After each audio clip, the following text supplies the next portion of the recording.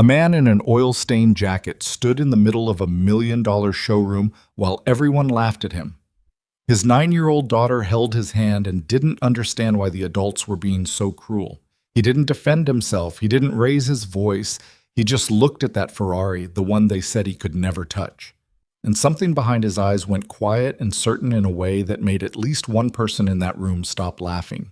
What happened next would humiliate every expert in the building and force an entire industry to confront what they had thrown away. This is the story of Colton Hayes.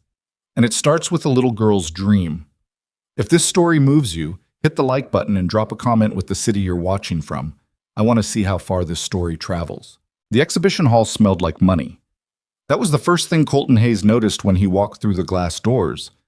That particular combination of climate-controlled air, leather conditioning spray, and something faintly floral that probably had a name he'd never learned. The kind of scent that existed specifically to remind people that they were somewhere expensive, that they had earned the right to breathe this particular air.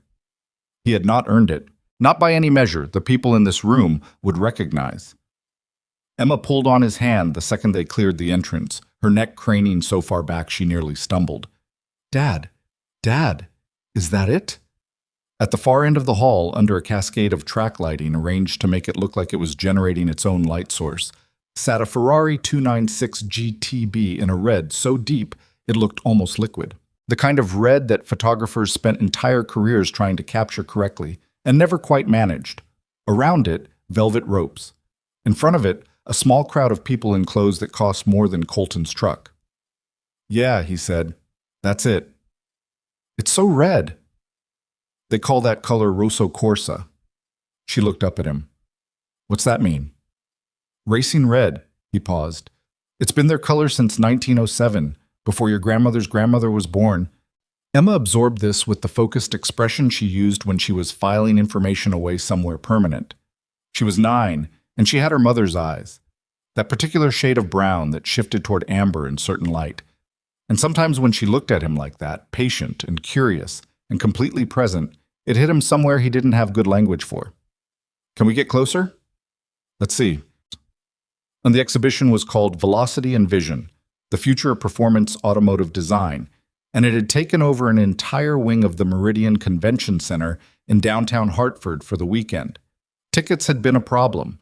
The general admission passes, the ones that got you past the first set of doors into the hall with the brochures and the branded merchandise and the scale models, were $40. The passes that got you into the actual showroom, close enough to touch the cars if you were the kind of person who touched things, were $350.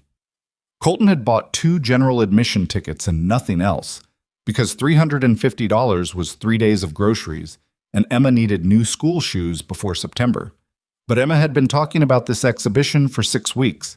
Since the moment she'd seen the poster in the window of the auto parts store on Clement Street, she'd brought it up at dinner, in the truck, at bedtime, in the specific, relentless way that children had when they understood that persistence was the primary currency available to them. The real Ferraris will be there, Dad. Not pictures, real ones. So here they were. He'd figured he could work something out once they got inside. He was good at finding ways through problems. He'd had a lot of practice. The general admission area was pleasant enough. Clean carpet, good lighting, a decent spread of automotive history in photograph and print. Emma walked slowly through it, reading every placard with the same methodical attention she brought to everything, occasionally asking him questions he answered without thinking because the information lived in him the way his own name did. Torque-to-weight ratios, aerodynamic coefficient history, the specific metallurgical choices that had defined the prancing horse's engine blocks across different eras. He'd been talking about cars his whole life. He'd been thinking about them longer than that. Sir? He turned. A young man in a blazer with an exhibition lanyard was smiling at him in a particular way. The smile that wasn't a smile.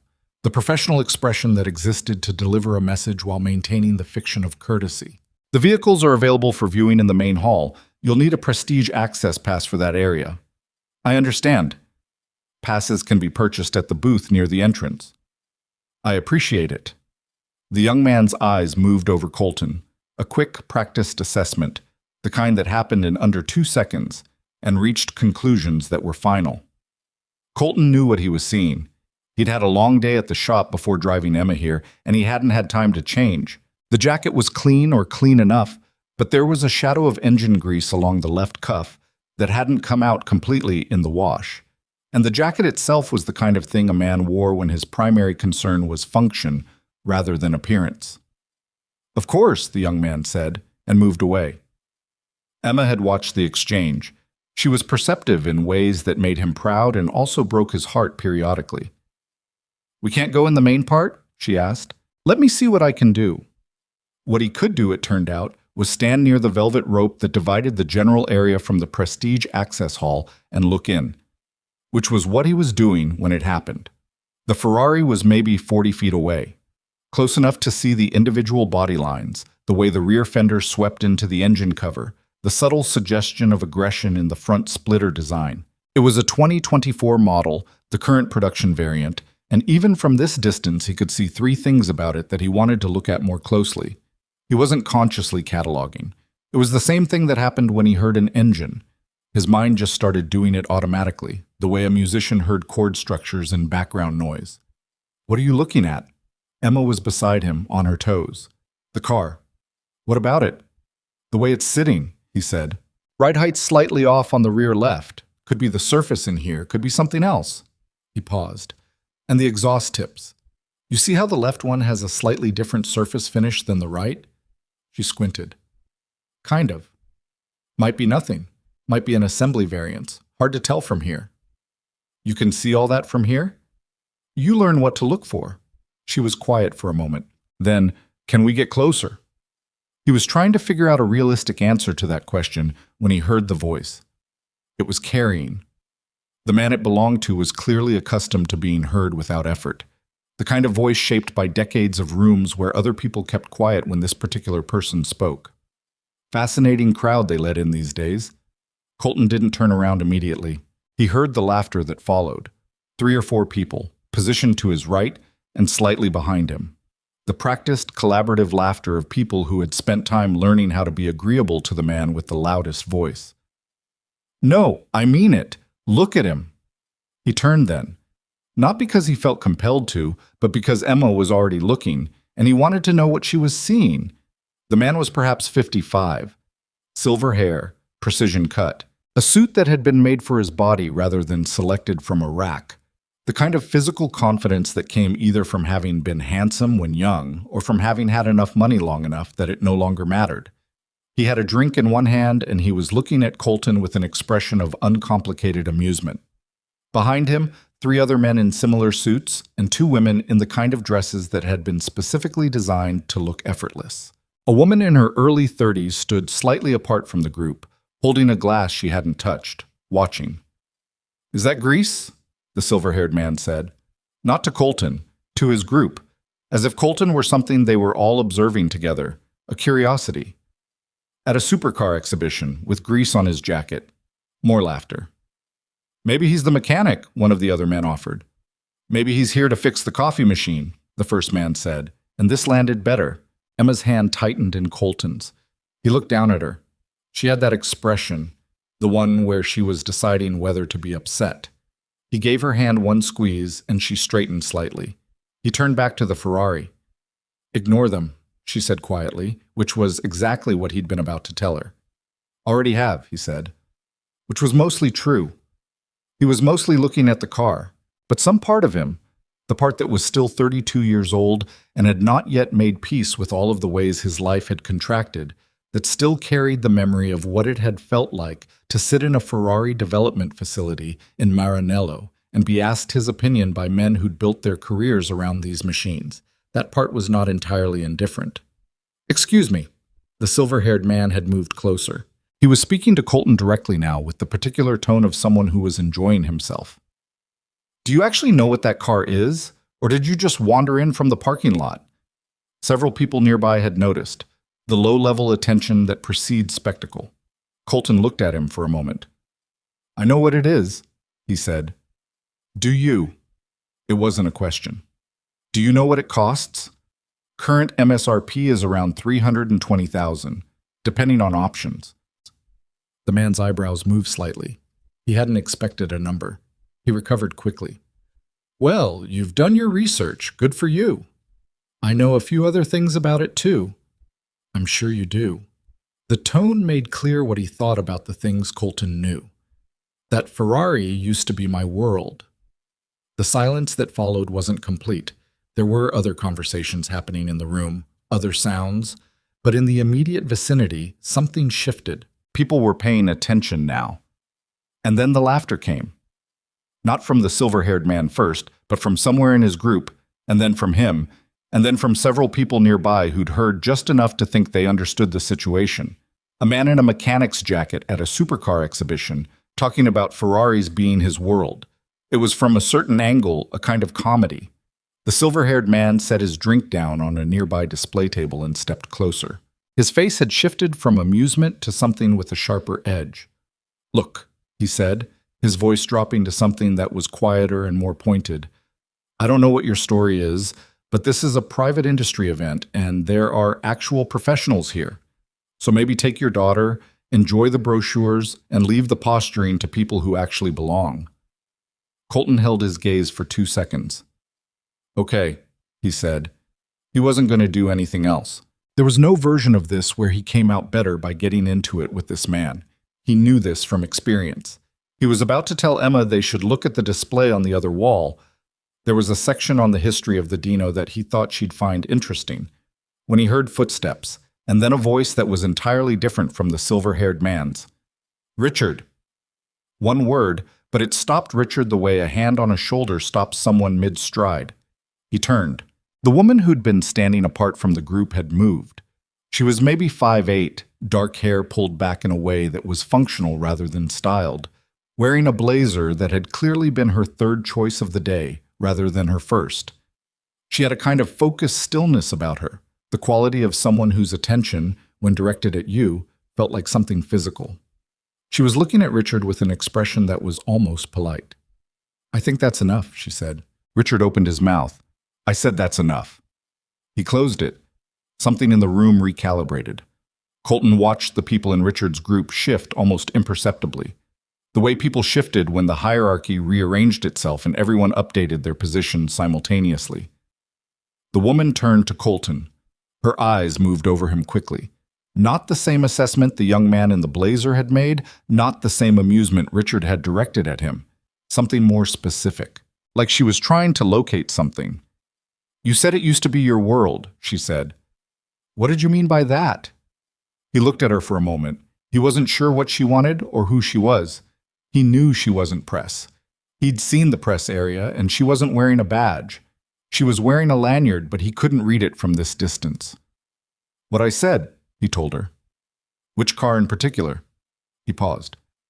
"F40, F50, 458. La Ferrari." A beat. "I've spent time with most of the significant models from the last 30 years. Her expression didn't change, but something in it sharpened. "Spent time?" "In a professional capacity." She nodded slowly, the way people nodded when they were deciding whether to believe something. Then she reached into her jacket pocket and pulled out a key card. No, not a key card. The shape was wrong. He looked at it for a fraction of a second before understanding what it was. A key fob, Ferrari branded. The specific design matched the 296 GTB at the center of the room. She held it out to him. "Go ahead," she said. He stared at her. "I'm sorry?" "Go sit in it, take a real look." Her voice was flat and matter-of-fact, as if she were offering him a cup of coffee. "I want to know what you see." The room was very quiet. Richard made a sound. "Aurora, that's..." "Richard." She didn't look at him. "Go get another drink." She was still holding the fob out to Colton. He looked at it. He looked at Emma, who was staring at the fob like it was a thing from a dream. He looked at the Ferrari across the velvet rope. His hand moved before he'd made a conscious decision. The fob was heavier than he expected. The weight of it was so familiar it was almost strange. The exact weight of a specific category of object he'd spent years holding. He curled his fingers around it. "Thank you," he said. "Thank me later," she said. "If there's anything worth thanking me for, Matam." The velvet rope opened easily enough. A simple unclip of a latch. and then he was on the other side. A security guard had started moving in his direction, but the woman, Aurora, Richard had called her, said something brief and the guard stopped. Emma stayed close beside him as he walked toward the car. He could feel the eyes. The entire immediate area had gone quiet in that particular way that happened when something unexpected was occurring and people weren't sure yet how to respond. He didn't pay attention to the eyes. He was looking at the car. Up close, there wasn't really a clean word for it. He'd been around Ferraris for years of his life, seen them in every condition and context, and the aesthetic still registered in some part of him that had nothing to do with engineering. The body was just beautifully resolved. Whoever had signed off on this generation's design had understood the difference between aggression and elegance, and had managed both at once. But he wasn't here for the aesthetics. He crouched down near the rear left corner first, laid his hand flat on the surface near the lower edge of the rear bumper, pressed lightly, stood and walked slowly around the back of the car, crouching again at the exhaust. Emma followed at his shoulder. "What are you doing?" "Checking something." He looked at both exhaust tips in sequence. The surface finish variance he'd noticed from 40 feet away was more visible up close. Subtle, probably invisible to 90% of the people who'd stood here today, but real. He filed it, moved to the driver's side. He opened the door the way you opened a Ferrari door, the slightly diagonal upward motion that the long hinge required. The door swung open cleanly. He looked at the seat, the dashboard, the steering wheel, the instrument cluster. Then he bent and looked at the floor beneath the pedals. "Can I ask what you're doing?" The voice came from his right. He straightened and found a man in his early 40s, dark hair, open collar shirt, a badge that he now read as Meridian Automotive Tech Staff. Behind the man, two others in similar badges. "Just looking," Colton said. "Mr. Hayes?" Aurora Sterling had moved to stand a few feet away, on the opposite side of the velvet rope. She had her hands in her jacket pockets and was watching him with that focused expression. "What are you finding?" He paused. He wasn't sure he had the energy to explain himself to an audience. He also didn't have a particular reason not to. "The rear left sits about 4 millimeters lower than the rear right," he said, "on a flat surface that's either a spring rate variance or an assembly issue with the rear subframe mount. Not dangerous at these speeds, but you'd feel it above 140. He looked at the exhaust again. The thermal coating on the left outlet manifold is about 3 to 5% thinner than the right side. You'll see accelerated oxidation within 2 to 3 years. Again, not critical, but not ideal for a car at this price point. The tech staff man was staring at him. "Third thing," Colton continued, "and this one actually matters." He'd crouched near the driver's footwell. He was looking at this brake pedal assembly. "Hand me a light?"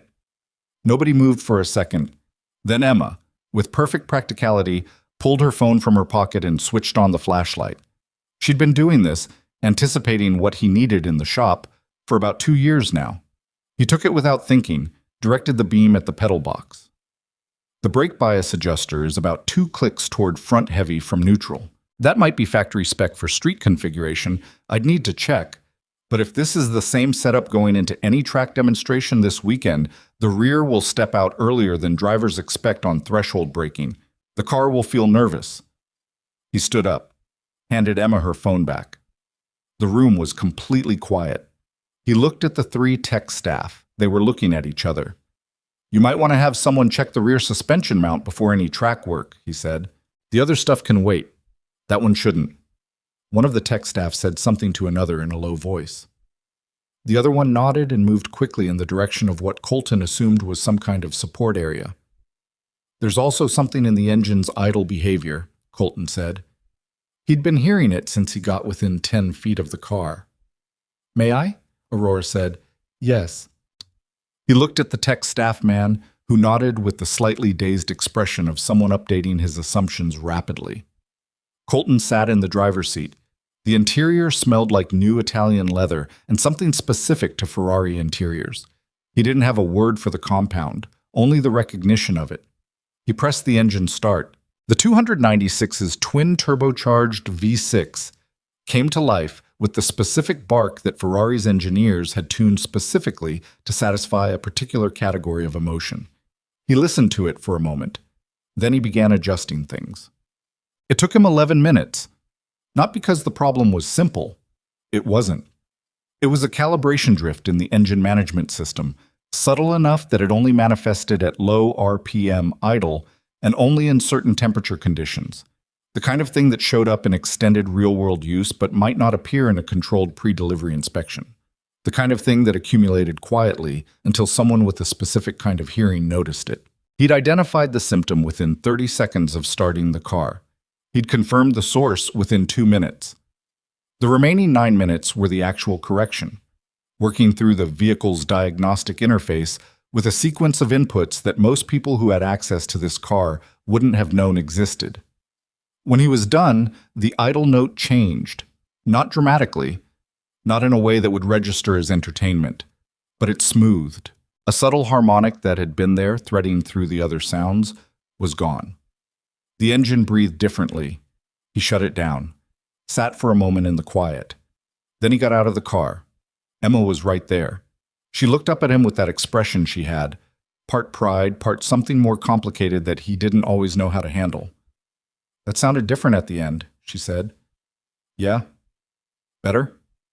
"Yeah." He looked at the tech staff. There were 4 of them now. They were still staring.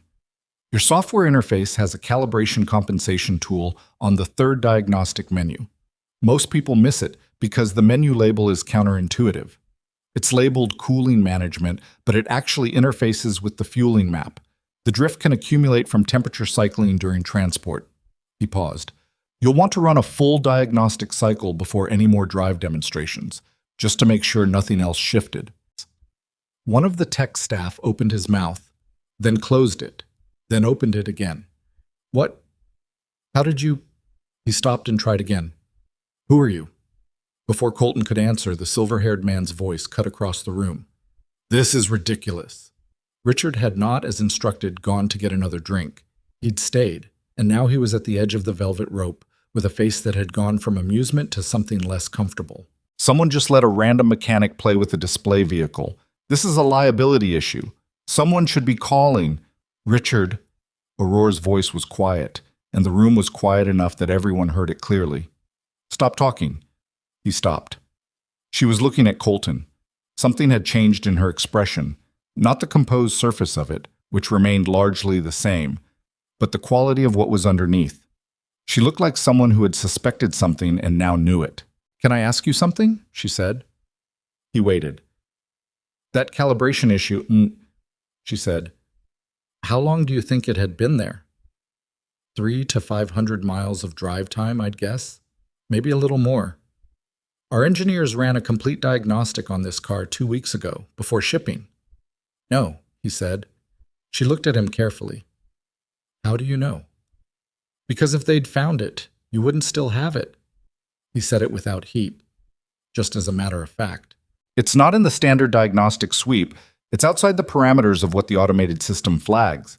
You'd have to be looking specifically at the compensation table and know what an anomalous reading looks like. And you knew what to look for." He didn't answer that. "What's your name?" she said. "Colton Hayes." He watched her face for a reaction, but there wasn't one. She didn't know the name. That was what he expected. Why would she? He'd been out of the industry for 5 years, and before he'd left, he hadn't been someone whose name circulated in executive circles. He'd just been the one who knew how the cars worked. "How do I reach you?" she said. He looked at her for a moment, trying to understand what she was asking and what she would do with the answer. He was tired, and he had a 40-minute drive home, and Emma was going to be hungry, and he had an early morning in the shop. He'd come here for her, for this specific experience of seeing the car up close, and something unexpected had happened, but he wasn't sure yet what it meant, or whether it meant anything at all. He gave her his number anyway, because some part of him, the part he usually kept quiet, the part that had spent years in a small garage doing good work that nobody saw, was paying attention now. On the drive home, Emma was quieter than usual. Not sad quiet, just the contemplative variety. She watched the highway go past and didn't say anything for about 20 minutes, which was unusual enough that he noticed. "You okay?" he said. "I'm thinking." "Okay." More silence. The truck had a rattle in the dashboard that he'd been meaning to address. He made a mental note. "Dad?" she said finally. "Yeah." "That lady, Who gave you the keys? What about her? Emma turned to look at him. In the passing headlights, her expression was 7 different things at once. Who is she? I don't know exactly, he said. Automotive industry, based on how she was treated. She's important. Probably. Emma turned back to the window. She kept looking at you like she was trying to figure something out. He didn't say anything to that. What do you think she was trying to figure out? He thought about the look on Aurora Sterling's face in the final moment before he'd taken Emma's hand and walked toward the exit. The specific quality of it. He'd been around enough sharp people to recognize when someone was rapidly rearranging what they thought they knew. I have no idea, he said. Which was mostly true. Emma accepted this and went back to looking out the window. After another few minutes, she said, That was still pretty cool, though. Yeah, he said. It was. Can we go again sometime? Maybe. She smiled at the window. I want to learn how to do that thing you did, with the diagnostic menu. You will, he said. Give it a year or 2. She considered this seriously. I think I could do it faster than that. He glanced at her. She was probably right. The truck rattled through a familiar intersection, and he recognized the lights of their street, and he thought about the weight of the key fob in his palm, and the way the engine had sounded when it was finally right, and the look in the tech staff man's eyes, and the woman who'd handed him the keys like she was testing a theory she'd already half convinced herself was true. He thought about his workbench at home, the specific projects on it, the morning schedule. He thought about a development garage in Maranello that he hadn't seen in 5 years, and the specific smell of that place, oil and metal and heat and something that was almost ambition, and the person he'd been inside it. He drove the rest of the way home. Emma fell asleep in the last 10 minutes, the way she sometimes did on long drives, her head tipping sideways against the window. He drove carefully. He always drove more carefully when she was asleep. He parked in the driveway and sat for a moment after he cut the engine, listening to the truck tick as it cooled, watching their house through the windshield. The light above the front door was on. He'd left it on automatically, the way he always did, before he fully understood why. His phone was in his jacket pocket. He didn't look at it. He got out and lifted Emma carefully from the passenger seat and carried her to the front door, her head heavy against his shoulder. She stirred once but didn't wake. He got the door open and carried her inside and got her to her bed without dropping anything or making too much noise. He pulled off her shoes and covered her and stood in the doorway of her room for a moment. In the morning, she'd want to know everything. She'd want to talk about the car and the calibration and the woman with the keys and all of it. She'd have questions he'd need to think carefully about answering. But that was morning. He went to the kitchen and drank a glass of water and looked at the window over the sink, which gave onto the side of the garage. The lights in the garage were off. His workbench was out there in the dark, and on it were 2 ongoing projects and 1 finished job waiting for pickup and the kind of ordinary and visible work that constituted his life. His phone buzzed once. He looked at it. Unknown number. A text. 4 words. I looked you up. He stared at it for a long moment. Then he set the phone face down on the counter and went to bed. He didn't sleep particularly well, but he didn't expect to. The text sat on his phone screen until 6:15 in the morning, when he finally picked it up again. I looked you up. 4 words. No follow-up, no explanation of what she'd found or what she intended to do with it. He'd half expected another message during the night, some clarification, some direction, but there was nothing else. Just those 4 words sitting in his notifications like a stone dropped into still water, the ripples still moving outward in ways he couldn't quite track. He set the phone on the kitchen counter and made coffee. The machine was an older drip model with a cracked carafe handle that he'd repaired with a heat-resistant epoxy he'd had in the shop. It worked fine. He'd been meaning to replace it for 2 years. He drank his coffee standing at the window, watching the early light come across the garage roof. The sky was that specific gray-pink of a late summer morning, the kind that promised heat later. He had a full day. A brake job on a 19 F-150. A transmission diagnostic on a Subaru that the owner had described over the phone as making a sound like a bag of bolts, and the ongoing rebuild he was doing for himself on a 94 Civic hatchback that he was converting to track day use.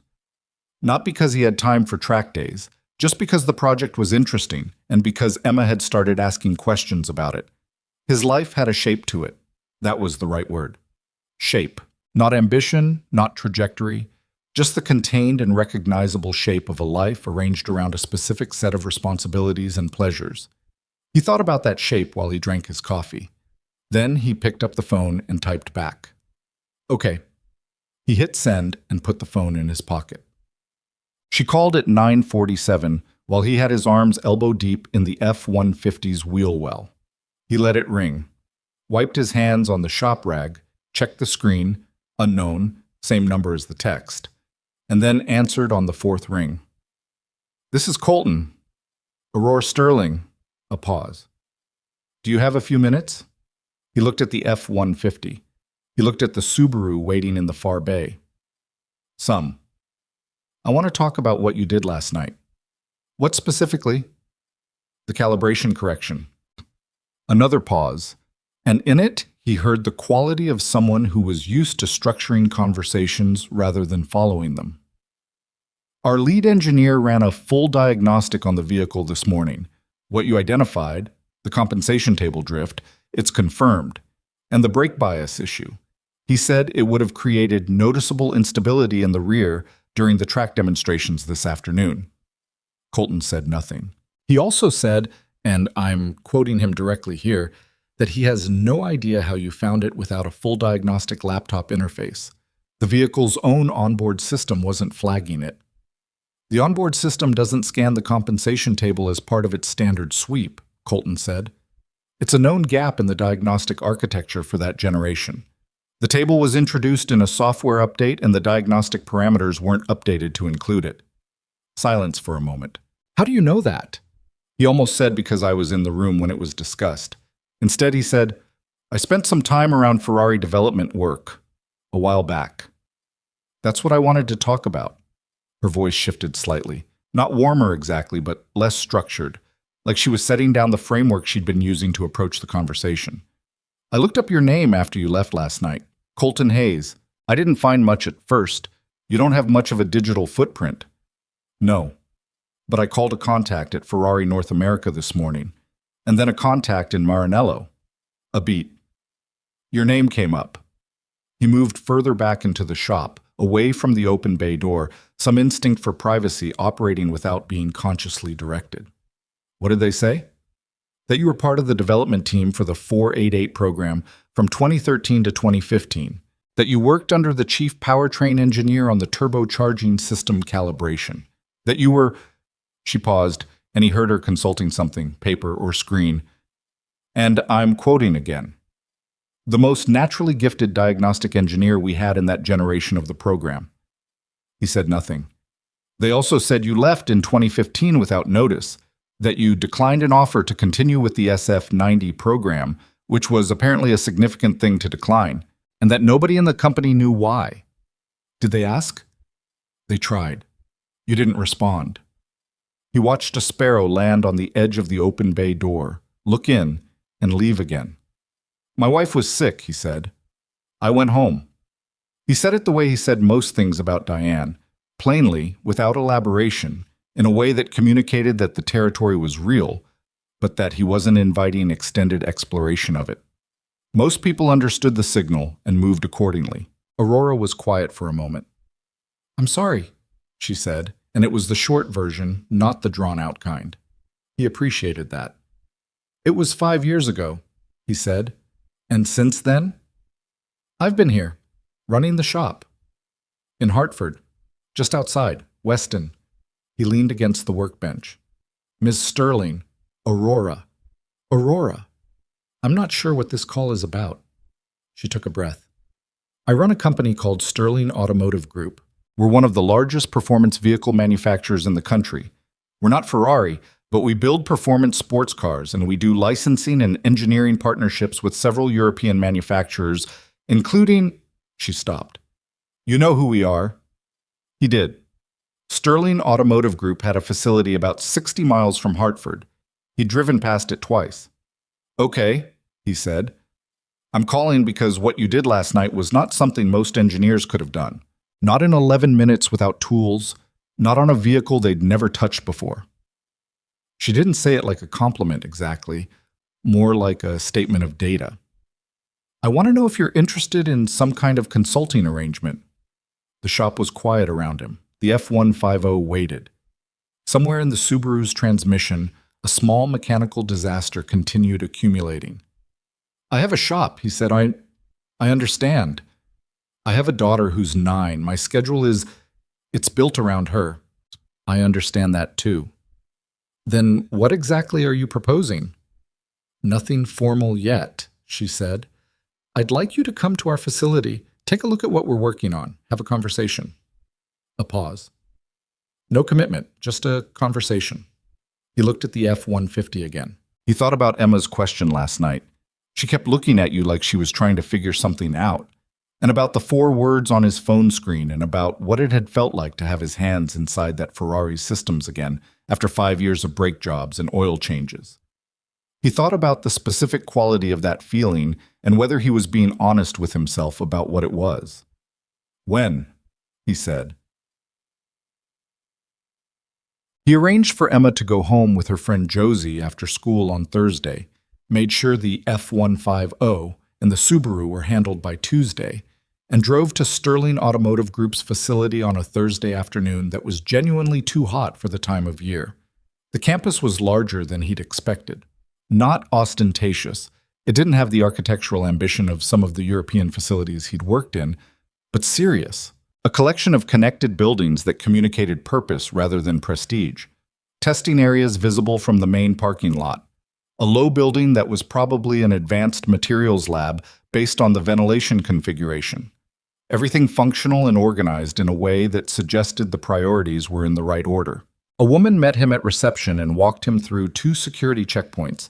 He clipped on a visitor badge, signed a standard NDA without reading it closely because he knew what it contained, and into a corridor that smelled like the inside of his own shop, but scaled up considerably. Aurora Sterling was in a bay with 3 other people when he found her. She was not, it turned out, a desk person. That was his first real impression of her. She was in the bay, not observing it. She had a tablet in one hand, and she was in the middle of a heated exchange with a man in his mid-40s who had the expression of someone who'd been losing the same argument for 3 days and knew he was about to lose it again. The suspension geometry is the issue, Marcus, not the calibration. If you change the geometry now, you're looking at a 4-week delay. If we don't change the geometry, we're putting the car in front of journalists with a handling characteristic that, hi. She'd seen Colton. She did a clean pivot, which he respected. Marcus, I'll finish this thought in a minute. Marcus turned to look at Colton with an expression that was somewhere between curiosity and irritation at the interruption. Colton Hayes, Aurora said, to Marcus rather than to Colton. He's the one I told you about. Something shifted in Marcus's face. He looked at Colton with a different kind of attention. From the exhibition? Yeah. Marcus looked at him for a moment. Then he extended his hand. Marcus Vega, chief engineer. He paused. You identified a compensation table drift on a stock 296 GTB without diagnostic tools. Yeah. How? It presents in the idle harmonic. If you know what baseline sounds like, the variance is audible. Marcus's expression was the same one the tech staff man had worn the previous Saturday. The rapid recalibration. He glanced at Aurora. Come look at this, Marcus said. What he came to look at was a car that didn't yet have a public name, referred to within the facility as Project 7, which was a Sterling Automotive Group prototype. A mid-engine 2-seater built around a platform that was clearly inspired by European precedents, but had made several distinctive choices that he found immediately interesting. They walked around it together, Marcus talking, Colton mostly listening and looking. He asked 3 questions in the first 10 minutes. Marcus answered 2 of them confidently, and on the third one paused, looked at the car and said, That's actually a good question. What is it? Aurora had drifted over to stand near them. He's asking about the thermal expansion compensation in the differential mounting, Marcus said. He stopped. We've been having some inconsistency in the rear-end behavior above 150, and we've been assuming it's a damper issue. He's suggesting it might be the differential mount moving under thermal load. She looked at Colton. Is that what you're suggesting? I'm asking whether the mount is rated for the thermal envelope the differential runs in at sustained high speed. If the tolerance is tight, expansion over a long run could create micro-movement in the mount that would present as inconsistent rear behavior. Marcus was quiet for a moment. Then he looked at one of the engineers behind him, a younger woman who was taking notes, and said, "Pull the thermal rating specs for the differential mount." She moved away. Aurora was watching Colton with that expression again, the focused one. He'd started to recognize it as her thinking face. Not suspicious, just processing. The way some people looked when they were building something in their head and needed the room to be quiet for a minute. "You've been in the building for 20 minutes, she said. "Yeah. You haven't touched anything." "Not yet." She almost smiled. Not quite, but the shape of it was there for a second. "Marcus, can you give us the room for a bit?" Marcus looked mildly aggrieved, but nodded and moved away with the other engineers, establishing a polite distance. Aurora leaned against the workbench opposite the car. She still had the tablet under her arm. In the better light of the facility, he could see that she was tired. Not dramatically, but the kind of tired that accumulated in long weeks and didn't fully clear on weekends. There was a coffee stain on the right cuff of her blazer that she hadn't noticed or hadn't bothered with. "Let me tell you why I actually called you," she said. "Okay. I run a company that makes serious performance vehicles. We're good. We're not the best in the world, but we're genuinely good, and we've been growing consistently." She set the tablet on the workbench. "We have a product launch in 14 weeks. Project 7. It's the most technically ambitious vehicle we've built, and we have pre-orders from 73 buyers who have paid deposits averaging $300,000 apiece." He did the math quickly. "You're carrying over $20 million in pre-order commitments." "Yes. And you have an unresolved handling issue above 150. Among other things." She said it flatly, like she was past the stage of being stressed about it and had moved into something more like cold determination. "Our engineering team is excellent, but we've been inside this project for 3 years and there are problems we're too close to see. You walked in here 20 minutes ago and identified a potential root cause we've been misdiagnosing for 6 weeks. Colton looked at the car. It was a genuinely beautiful machine, even unfinished. The body panels were in primer, several of them, but the proportions were right. Someone had understood something about the relationship between function and form. "I'm a mechanic who works out of a one-bay garage," he said. "Not self-pity, just fact-setting." "You were a development engineer at Ferrari who worked on 2 of the most technically complex vehicles of the last decade," she said. "The garage is a choice, not a circumstance." He didn't argue with that. "What are you asking for?" he said. "Come in twice a week. Look at the car. Tell me what you see." She paused. "We can work around your schedule. Your daughter, you said she's 9? "Yeah. School hours, or evenings, whatever works. I'm flexible." He studied her face. She was direct in a way that he'd encountered occasionally in the engineering world, the people who had learned that clarity was more efficient than the social performance of indirectness. He found it easier to deal with than most other modes. "And compensation?" he said. She named a number. It was a consulting day rate, and it was substantially higher than what he'd expected. He didn't react to it. "That's for 2 days a week?" he said. "Yes." He looked at the car again. He thought about the differential mount and the thermal expansion coefficient and the specific behavior she'd described, inconsistent rear end above 150, and 3 possible explanations arranged themselves in his mind in order of likelihood. "I'll come in Monday," he said. "Let me see the full engineering package, specs, testing data, everything you have on the handling issue. I'll tell you by end of day what I think." She nodded. "Okay, if I find something useful, we talk about a longer arrangement. If I don't, you've lost 1 day rate, and I've lost a day in the shop." "Fair," she said. "One condition." She waited. "Emma comes on the days I can't sort childcare. She's quiet and she doesn't touch things without asking. But I'm not going to tell her she can't see the inside of this facility." Aurora's expression shifted in a way he didn't entirely track, something that might have been amusement or might have been something else. "That's the condition?" she said. "That's it." "Done," she said. Well, he told Emma at dinner that night. She received the information in the methodical way she processed most things. Quiet for a moment, working through it, and then questions. Specific questions, not emotional ones. Where was the facility? What kind of car? What was wrong with it? He answered honestly. She ate her pasta and nodded at each answer and then said, "What was her name again? The woman who gave you the keys." "Aurora Sterling." Emma absorbed this. "Is she nice?" "I don't know yet." "But she gave you the keys to a Ferrari, and now she's offering you a job." "A consulting arrangement," he said. "It's not a job." Emma pointed her fork at him. "Dad, she gave you the keys to a Ferrari." He didn't have a clean response to that. "I think she's nice," Emma said, with the kind of certainty 9-year-olds deployed on topics they'd decided were settled. He refilled her water glass and didn't say anything. After dinner, while Emma was in the shower, he stood in the garage and looked at his workbench.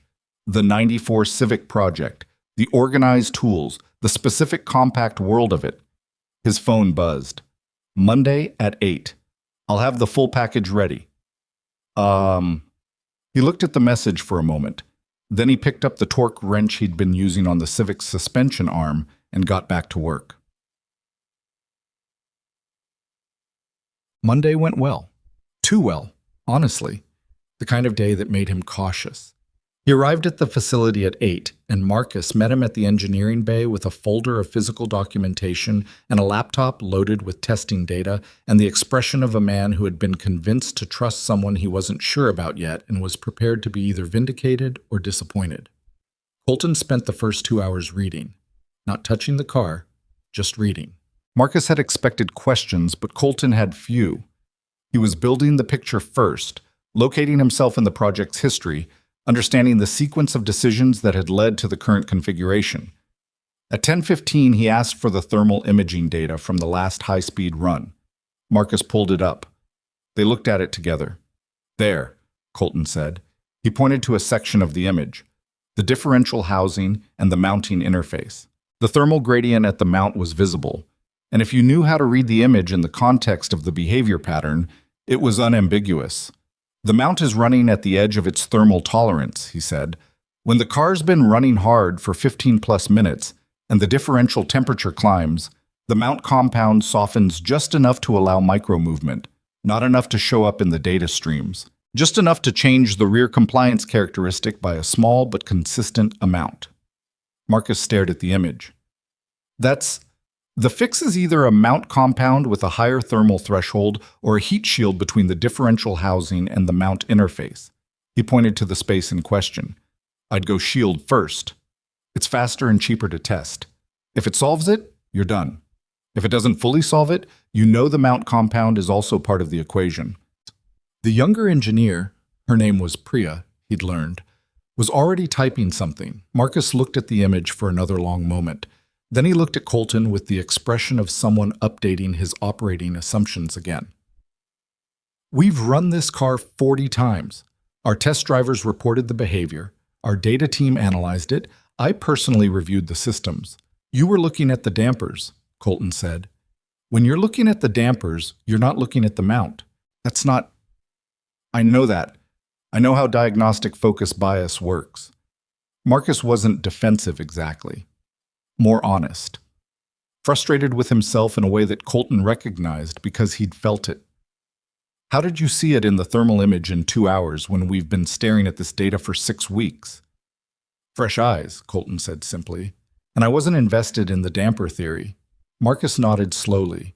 He pulled out a chair from the workbench and sat down, which Colton understood was Marcus accepting the day's conclusion. "Okay," he said. "Okay." Aurora appeared in the bay doorway at noon. She'd been in meetings most of the morning. He'd been aware of her peripheral presence without direct interaction, which suited him. She looked at Marcus first, reading the room. "Well?" she said. "He found it," Marcus said. She looked at Colton. "Heat shield," he said. 30-minute installation, 2-hour test run to confirm. I do it this week." She nodded. Something in her face, not relief quite, but the slight easing of a thing that had been held in tension. She looked at him for a moment longer than was strictly necessary for the information exchange. Lunch? She said. I've got to be back in town by 3. Emma's school. We have a cafeteria. 30 minutes. He considered. Fine. What? The cafeteria was small and unpretentious, the kind of place that served functional food to people who were busy. They got sandwiches and sat at a corner table, and she asked him what he thought of the facility overall, which was a more open question than it seemed, and he answered it honestly. She had a way of listening that was different from most people. She didn't fill silences with sound while she was processing. She just let them exist, which he appreciated because he did the same thing. He told her the facility was well organized, that the engineering team was clearly competent, that the car had a genuine ambition to it that was evident even in a half-built state.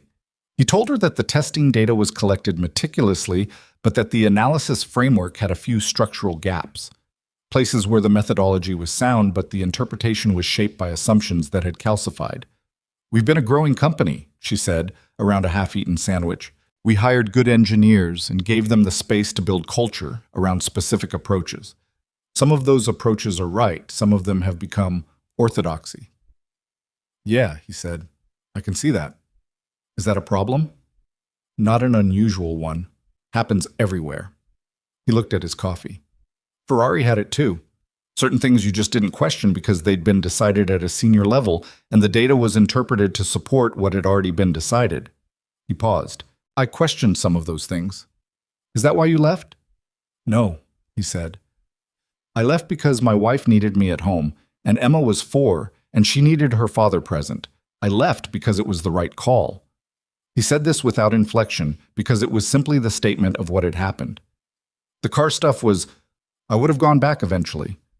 But then Diane died, and the shop was steady, and Emma was getting older, and the time for going back kept not arriving. She didn't offer anything in response to that for a moment. She finished her sandwich. Outside the cafeteria window, one of the test vehicles was doing slow passes on the near track. You miss it, she said. Not a question. He didn't confirm or deny it directly. What I noticed yesterday, he said instead, is that I don't have to think about this stuff. I've been thinking about other things for 5 years. I've been thinking about the shop and the schedule and Emma's school and her teacher conferences and getting the furnace serviced before winter. All of that. He paused. And then I walked into that bay with the 296 and my mind just started, without any effort. She looked at him with an expression he couldn't fully classify. Like it had been running in the background, she said. Something like that? She looked at the window, at the test car on the track. You know there are people in the industry looking for you, she said, after Saturday. Word traveled faster than you might think. He hadn't fully registered this as a real possibility, but it didn't entirely surprise him. Who? The Ferrari tech team from the exhibition called our office this morning. 3 automotive journalists have made inquiries. And she paused, something careful entering her voice. I received a call from the VP of Technical Operations at Ferrari North America. He went very still. They want to know who you are, she said. Some of them already know. They want to know where you are and what you're doing and whether you're available. He looked at her. What did you tell them? She met his eyes. I told them you were currently engaged in a consulting arrangement and that I'd pass along any inquiries. A beat. I may have been slightly nonspecific about the timeline and scope of that arrangement. He held her gaze for a moment. That was presumptuous, he said. Yes, she said, without apology. It was. The cafeteria was quiet around them, the ambient sound of a working facility doing its work. He turned his coffee cup in his hands, an old habit, something to do with his fingers when he was thinking. He thought about what she'd said. Ferrari North America, the VP of Technical Operations. He knew who that was. The role had changed hands twice since he'd left, but he knew the structure, the weight of that call, what it represented. He thought about Emma's face in the truck on the way home from the exhibition. She kept looking at you like she was trying to figure something out. He thought about what it would mean to be found again, to be visible in the world he'd stepped away from. Whether that was something he wanted or something that would cost more than it was worth, or both of those things simultaneously in the way that most complicated questions resolved into. I need to pick up my daughter, he said. Aurora nodded. I know. Monday was useful, he said. I'll come back Wednesday. Okay. He stood up, picked up his jacket. He was at the door when she spoke again. Colton. He turned. She was still sitting at the table, looking at him with that expression, the focused one, the one that was still trying to locate something. For what it's worth, she said, whatever they say to you, however they frame it, you've already proven the point, Saturday and today. She paused. You don't need them to confirm what you already know. He looked at her for a moment. He thought about saying something back. He decided against it. He walked out into the afternoon heat and got in his truck and drove toward Emma's school with the radio off and his window down, and the specific, busy quality of his thoughts filling the cab around him. His phone sat in the cup holder. He didn't look at it. He had a daughter to pick up. That was what was happening right now. Everything else could wait another hour. The heat shield took Marcus's team 4 days to fabricate, fit, and test. Colton wasn't there for most of it. He was at the shop on Tuesday, back at the Sterling facility on Wednesday, as he'd said, and then back at the shop again Thursday and Friday, because the world didn't pause for prototype testing and he had 3 vehicles waiting and a parts order that had come in wrong twice and needed a third call to sort out. He thought about Project 7 while he worked, the specific way his mind had locked onto the differential mount problem and kept turning it over even after he'd identified the solution, checking for angles he might have missed. He was mostly satisfied with the diagnosis. Mostly. The Wednesday session had gone differently than Monday. He'd spent time with Priya, the younger engineer, going through the suspension data in detail, and he'd found 2 additional items that were minor but worth noting. A front anti-roll bar specification that was slightly soft for the car's weight distribution, and a fuel pressure inconsistency under high lateral load that suggested a baffling issue in the tank. Neither was critical. Both would matter to a driver who was paying $300,000 and expected the car to behave precisely. Priya had written everything down with the focused intensity of someone who was filing information at a deeper level than immediate use. She reminded him a little of Emma, which he did not say out loud. Marcus had called him Friday evening. Heat shield is on. We ran it for 2 hours this afternoon. A pause. And in this pause, Colton heard something that Marcus didn't entirely want to give voice to. Rear end was stable through the whole run, completely consistent above 150. Good, Colton said. 6 weeks, Marcus said. We spent 6 weeks on this. You were looking in the wrong place. It happens. It shouldn't have happened. Not self-pity, self-assessment. Colton respected that about him. Marcus Vega was the kind of engineer who held himself accountable without performing it.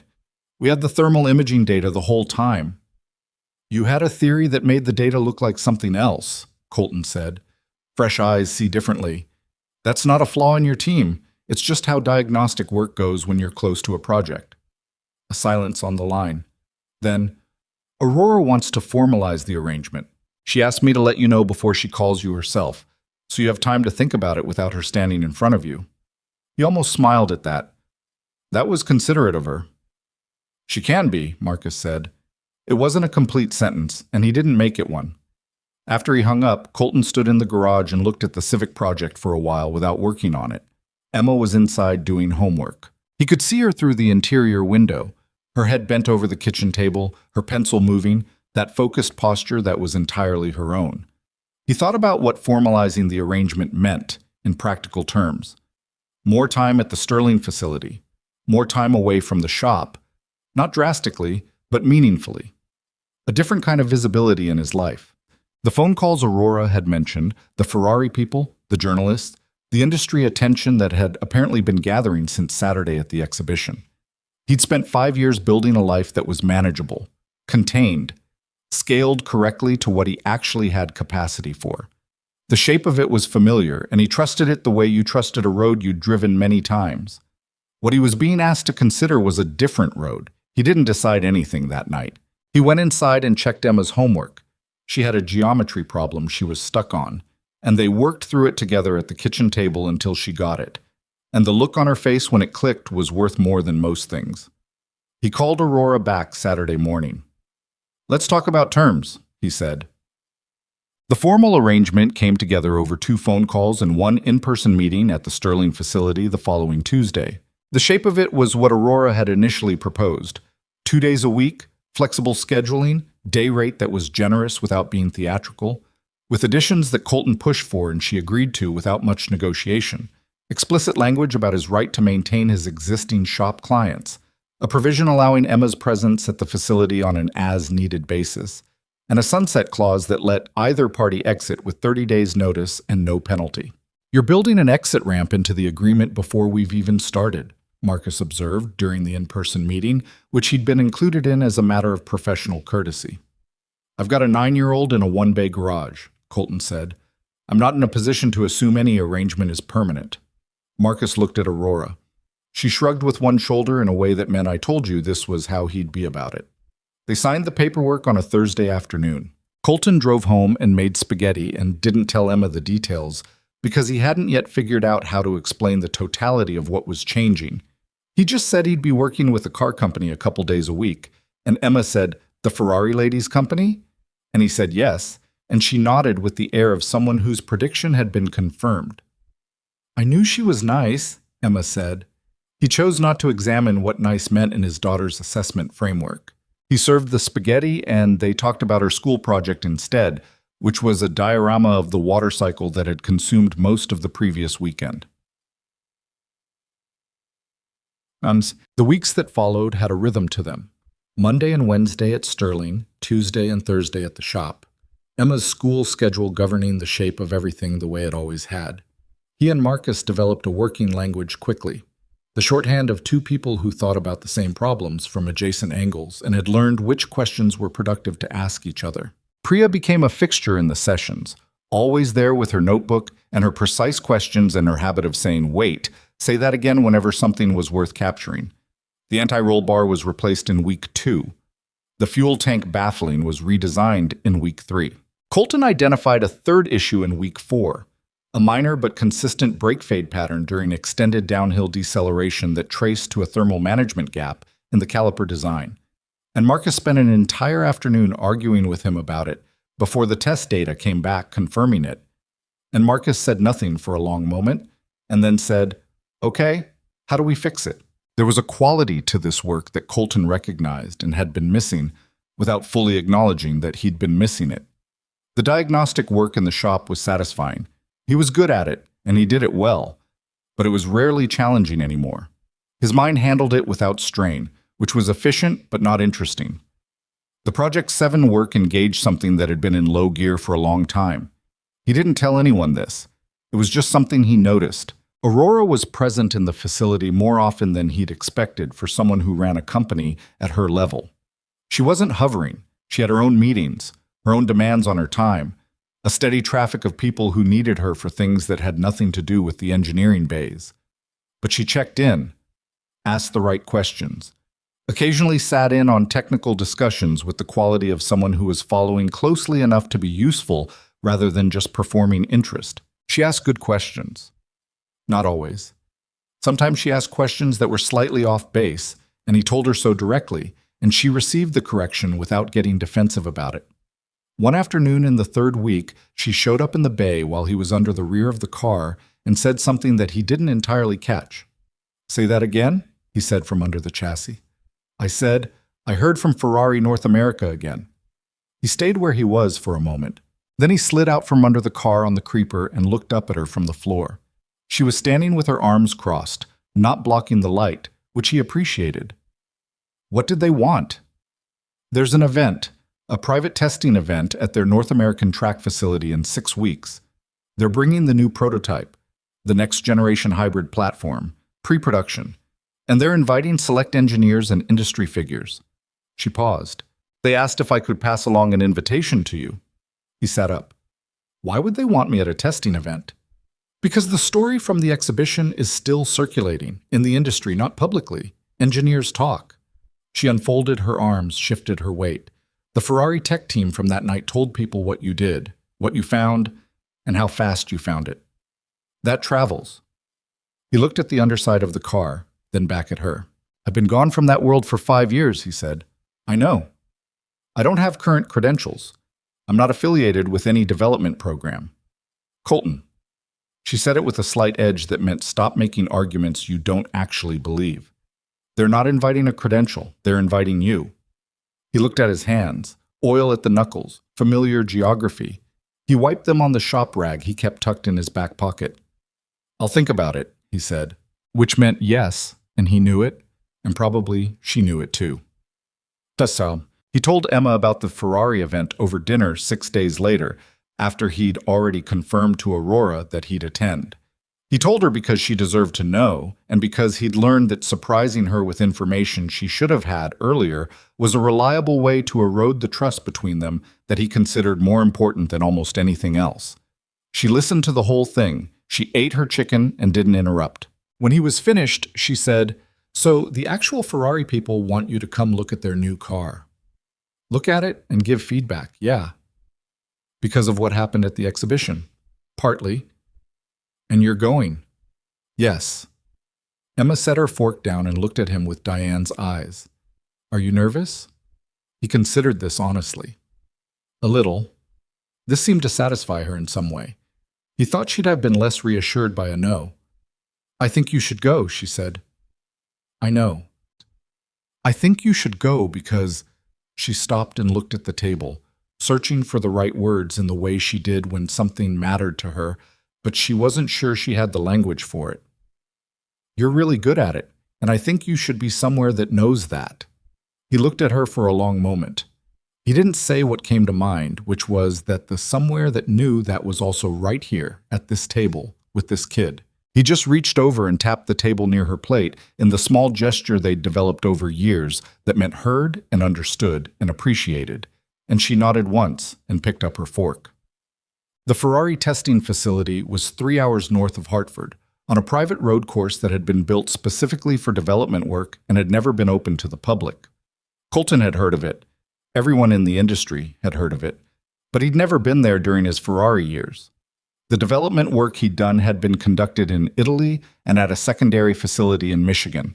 This was different geography, different context. He drove himself. He turned down the offer of a car service twice before Aurora accepted that he was going to drive himself and stopped asking.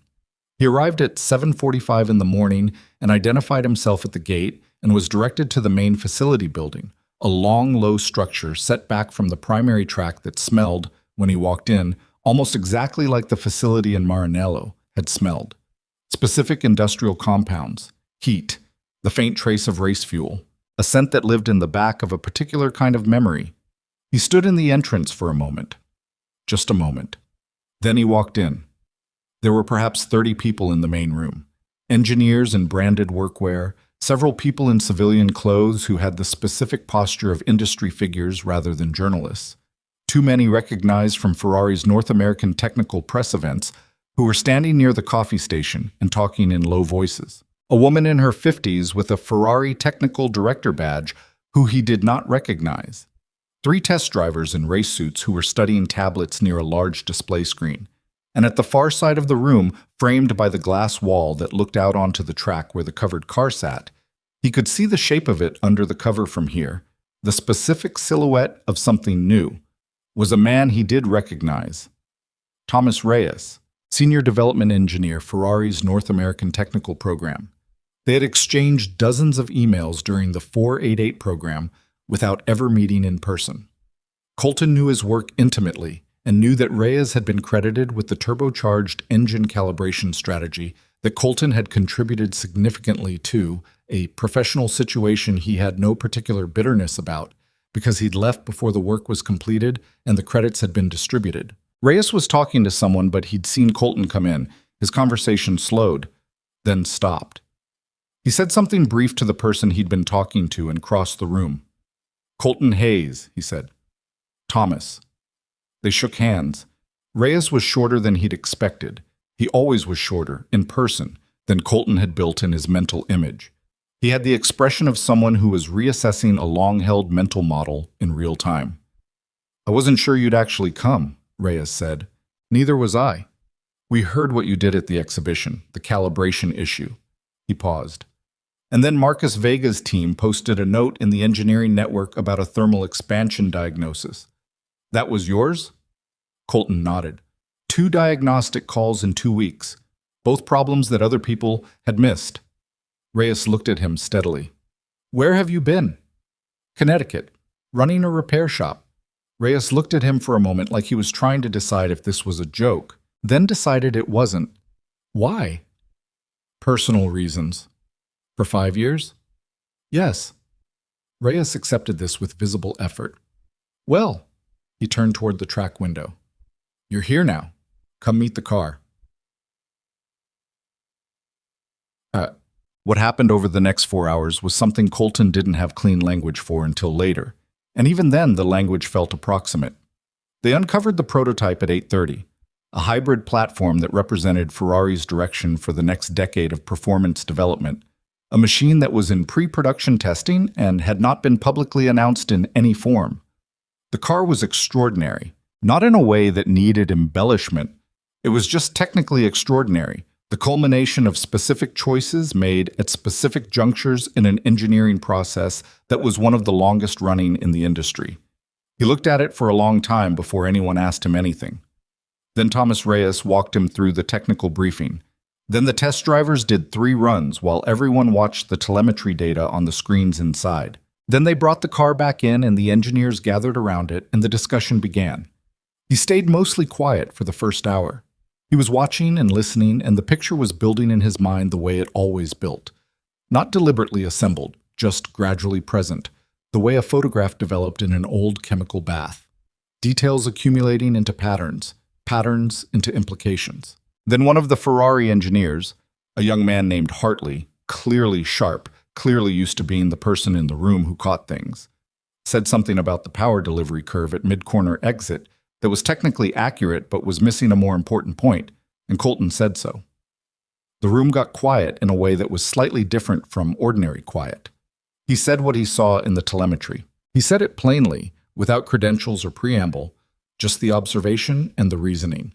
The data was on the screen and he walked through it the way he would have walked Priya through something at the Sterling facility. Here and here, and the relationship between these 2 values tells you this. Hartley stared at the screen, then at Colton. Where are you getting the mid-corner torque vector from? Channel 12 in the telemetry. It's overlaid with the steering angle data. When you run them together over this corner sequence, Colton stepped forward and traced it on the screen. The torque delivery has a 40 millisecond lag relative to driver input at the steering angle range where the driver is asking for maximum load transfer. The car is hesitating to commit. Hartley ran the channels. He stood there and stared at what he was looking at. That would present as understeer in that corner sequence, one of the test drivers said from across the room. Everyone looked at the test driver. He nodded. That's exactly what it feels like. I described it as understeer in my feedback, but I couldn't isolate where it was coming from. Thomas Reyes was standing very still. The conversation that followed lasted 2 hours. Colton stayed in it for all of it, not leading, not performing, just contributing when he saw something worth contributing, declining to speculate when he didn't have enough data to be useful. He made 3 more specific observations during the session. All 3 were confirmed in the data when the team looked for them. At noon, the technical director, the woman in her 50s whose badge said Lorraine Wu, walked up to him during a break while he was drinking bad coffee near the window. You worked on the 488 turbo calibration, she said. Yes. Thomas credited that work to his team after you left. I know. Did that bother you? He thought about it honestly. At the time, a little. Not now. She looked at him with a specific kind of assessment that he recognized as different from the usual kind. Not social, not hierarchical. Technical. She was evaluating something. We're in the early stages of assembling a small technical advisory group for the new platform, she said. Highly selective. 2 or 3 people outside the regular development team who come in for specific deep dive sessions. 2 or 3 times a year, not ongoing. She paused. I'd like to include you. He looked at her. 2 or 3 times a year. Yes. The work would be intensive when it happens, but the time commitment is limited. She held his gaze. Your current arrangement with Sterling. I understand you're consulting for them. This wouldn't conflict. The intellectual property boundaries would be clearly defined and you'd maintain full independence. He was quiet for a moment. I'd need to think about it, he said. Of course. And I'd have questions about the terms. We'd expect you to. He looked at the car through the glass. The test drivers were suiting up for the afternoon session. One of them was adjusting his helmet strap and looking at the car with the expression of someone who was genuinely excited about what they were about to do, which Colton understood completely. When would you need an answer? He said. No urgency, Wu said. Take a few weeks. She moved away. He finished his bad coffee and thought about the shape of his life, and whether the shape he'd built was complete as it was, or whether there was room in it for something he hadn't planned for. Both possibilities seemed real. Neither seemed like a mistake. He thought about Emma at the kitchen table last week, the water cycle diorama spread in front of her, the careful way she'd painted the clouds. He thought about the particular weight of a Ferrari key fob in his hand, and what that weight had meant, and what it still meant now. He was still standing at the window when Thomas Reyes came to stand beside him. They were quiet for a moment, both looking at the track. I should have contacted you, Reyes said. When you left, I should have... He stopped. The 488 program, the work you did. I should have handled that better. Colton looked at him. Reyes was not a man who apologized easily. That was evident. This was costing him something. You were managing a program under deadline pressure, and I disappeared, Colton said. I don't hold it against you. Still, Reyes looked at the track. The work was yours. Partly mine, he paused. It was a good program. The car came out well. Reyes smiled slightly. It came out very well. Yeah. They stood together at the window and watched the car come out of the pit lane for the afternoon run, the sound of the engine reaching them through the glass as a filtered version of itself, present but muted, the way things sometimes were when you were separated from them by transparent barriers that let you see without fully feeling. He stood there, and he let himself feel it anyway. Yet, on the drive home, the radio found a station playing something without words, instrumental, some kind of jazz he didn't know the name of. And he left it on and drove through the late afternoon light with his window open and the landscape coming past at highway speed. His phone was in the cup holder. 3 messages had accumulated during the day that he hadn't read yet. He'd look at them when he stopped. He thought about Lorraine Wu's offer. He thought about Marcus Vega and Priya and the Project 7 chassis that he'd gotten to know, the way you got to know a mechanical thing, by touch and attention, and the accumulated hours of understanding it. He thought about Richard from the exhibition, the silver-haired man with the sharp voice, who had laughed at a man in an oil-stained jacket and had absolutely no idea what he'd been laughing at. He thought about that without satisfaction, without the clean feeling of being proven right that he'd expected to feel in a scenario like this, if he'd ever imagined it. Mostly, he just felt tired, and also something else that wasn't tired. Something that was more like the particular fullness of a day that had contained real things. He took the exit for Weston and drove the familiar roads home. Emma was at Josie's. He'd pick her up at 6. He had an hour and a half. He pulled into the driveway and went into the garage and stood at his workbench and looked at the Civic project. And then he picked up the right tool and got to work.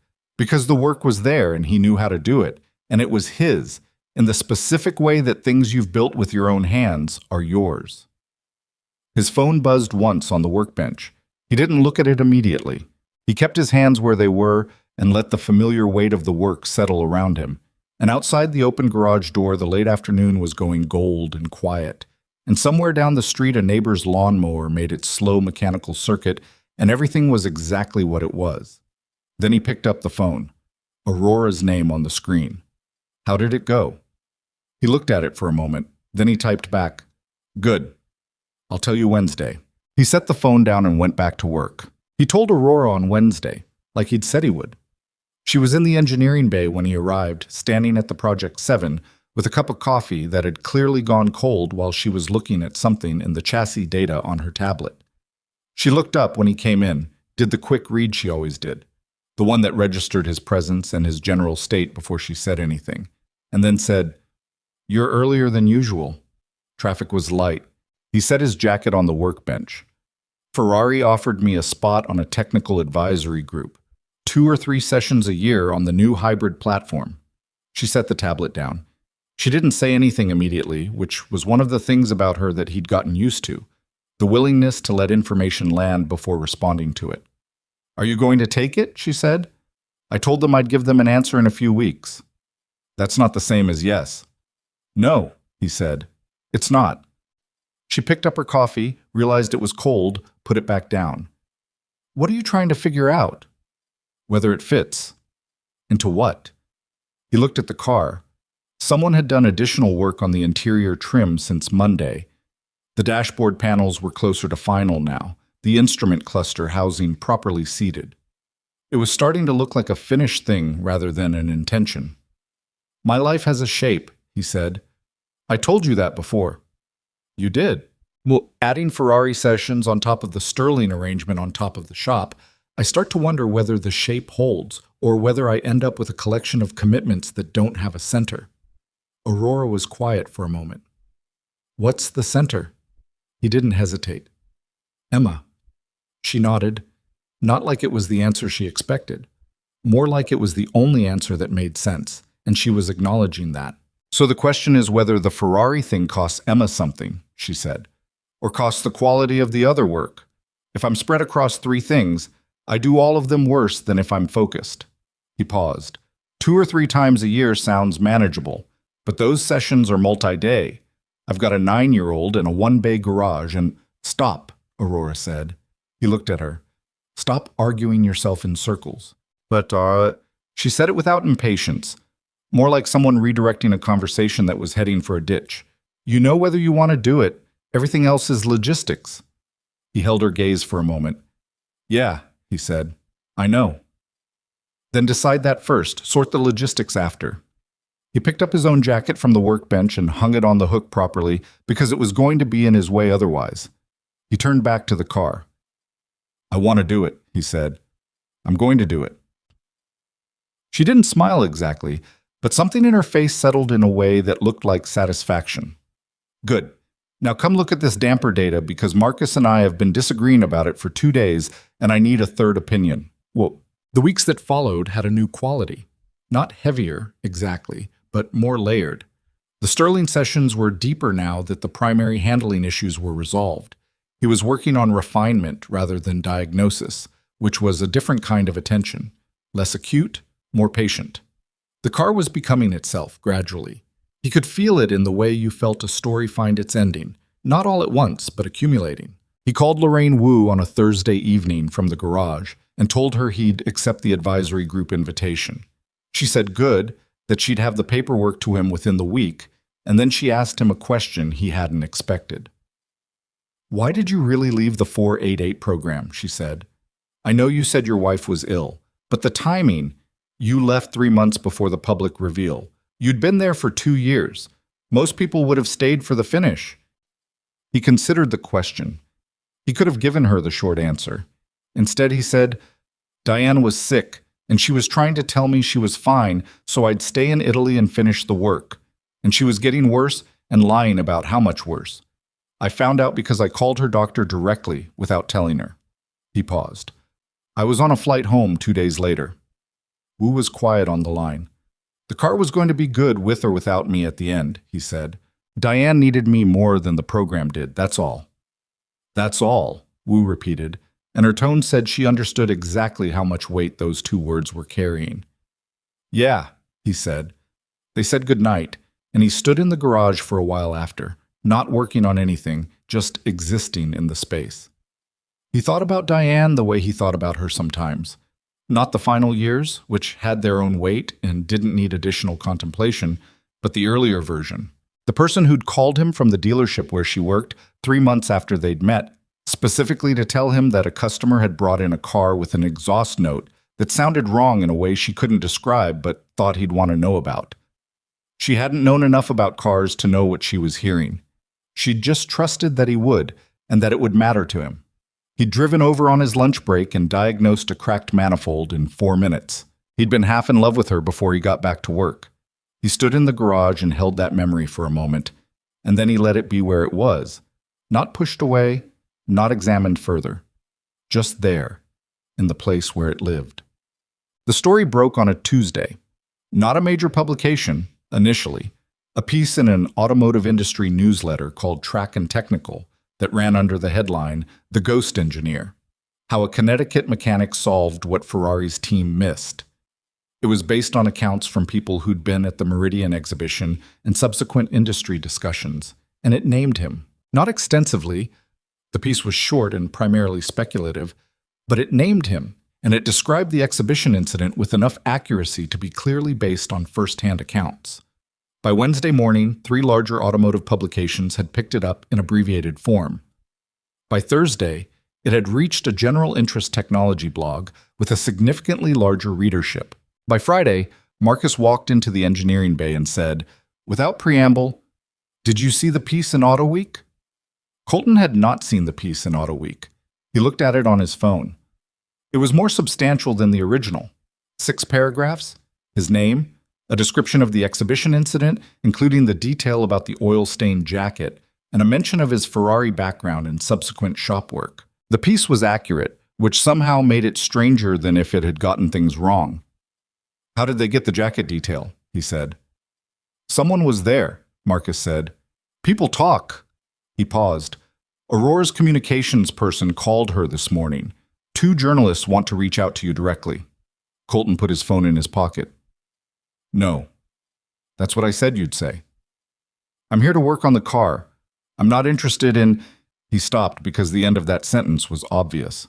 "I know," Marcus said, "but the story is already out. You can shape it, or you can let other people shape it." "I'll let other people shape it." Marcus looked at him for a moment. "Your call." It was his call, and he knew it was probably the right one. And he was also aware that there was a part of him that wasn't entirely indifferent to the story existing. He didn't examine that part too closely. He went back to work on the damper data. The call from Richard Solis came on a Friday afternoon. He didn't recognize the number, so he answered the way he always answered unknown calls. "This is Colton." A pause. Then a voice he recognized immediately, though he'd only heard it once. "Mr. Hayes, my name is Richard Solis. We met at the Meridian exhibition 3 weeks ago." The silver-haired man. The voice was the same, carrying, authoritative. But something had changed in it. It was still confident, but the specific kind of confidence he'd heard at the exhibition. The effortless variety that came from never having been seriously wrong about something that was gone. This confidence was the deliberately maintained kind. There was a difference. "I remember," Colton said. "I wanted to call." A pause. "I read about your background this week. The Ferrari work, the 488 program." Another pause, longer. "I wasn't aware of your history when we spoke at the exhibition." Colton waited. "I owe you an apology," Richard said. "The way I spoke to you, and in front of your daughter, was not acceptable. I'd like to say that plainly." The apology was real. He could hear the construction of it. A man who was unaccustomed to making them, working to do one correctly. Colton thought about Emma's hand tightening in his at the exhibition. He thought about her sitting up a little straighter when he'd turned to face Richard. "I appreciate that," he said. "I behaved badly," Richard said. "Regardless of your background. I want to be clear that I understand that." "Okay," Colton said. A pause. "I'm in the performance automotive sector, investment and development. I'd like to sit down with you at some point if you're open to it. Professionally." Colton almost said no immediately. Then he thought about it for a second longer because the world was not made of clean categories, and Richard Solis, whatever his behavior at the exhibition had been, was still a real person who had made a genuine apology. "Let me think about it," he said. "That's fair," Richard said. "I'll leave my contact with you." He sent the contact information and they ended the call, and Colton stood in the shop for a while after, turning his phone in his hands. The apology hadn't surprised him as much as the timing of it. The story was in Auto Week now. Richard Solis had read it and had been forced to understand, in specific and documented detail, exactly who he had laughed at and what that said about him. There was a version of this where the apology was purely about self-image repair.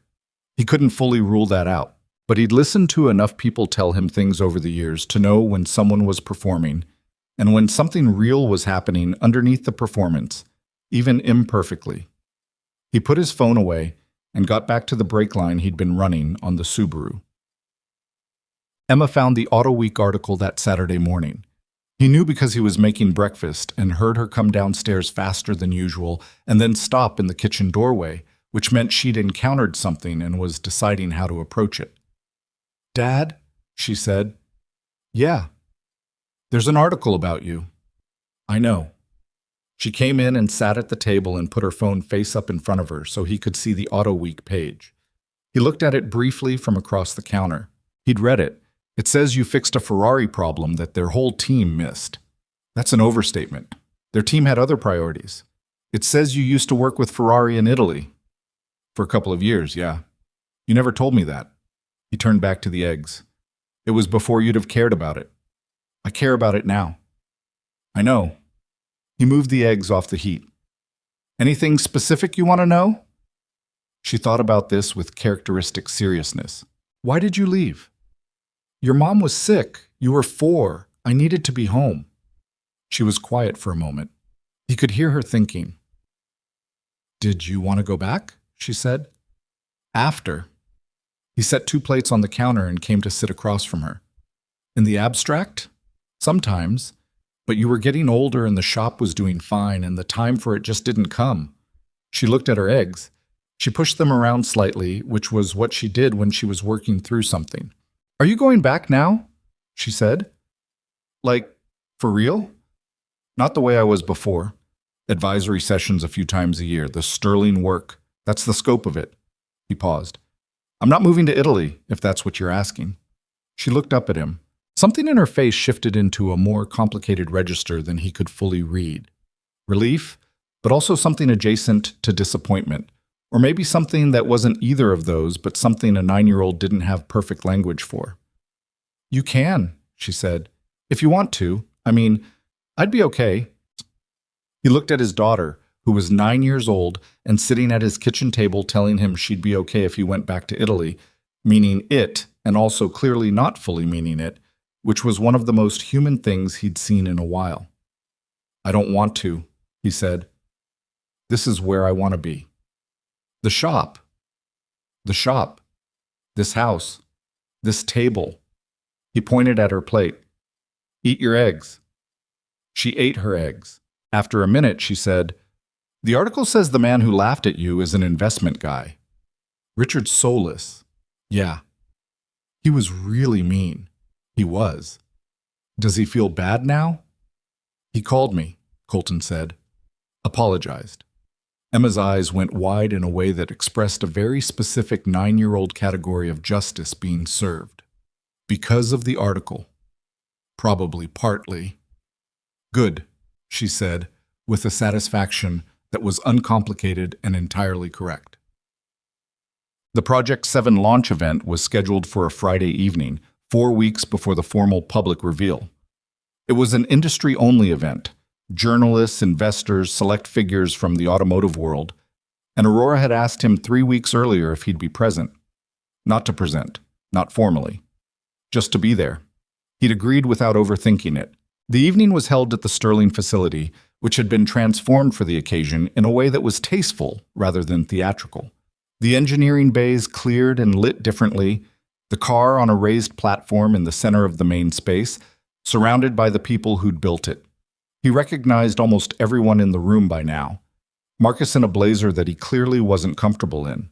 Priya in something dark and composed, looking like she'd been preparing for this event her whole career. Several of the test drivers who'd given feedback over the months, and then the industry people. Journalists he recognized by byline rather than face. Investors whose names meant things. 3 people he clocked immediately as Ferrari adjacent, based on the specific combination of confident and observant that characterized people from that world. He stayed near the edge of the room for most of the early part of the evening. He had a glass of sparkling water and he talked to Priya for 20 minutes about a paper she'd been reading on thermal dynamics, and he accepted a canapé from a passing tray and he watched Aurora work the room. She was good at it. Better than he'd expected, though he wasn't sure why he'd expected anything different. She ran a company. She'd been doing this for years. She moved from conversation to conversation with a quality of attention that was genuine rather than performed, the kind that made people feel that they had her full focus rather than a portion of it. She laughed at something a journalist said, and the laugh was real. She caught his eye across the room at one point, and something communicated between them in that look that didn't need translation. "How are you doing?" and "Fine, you," and "Good, we'll talk later."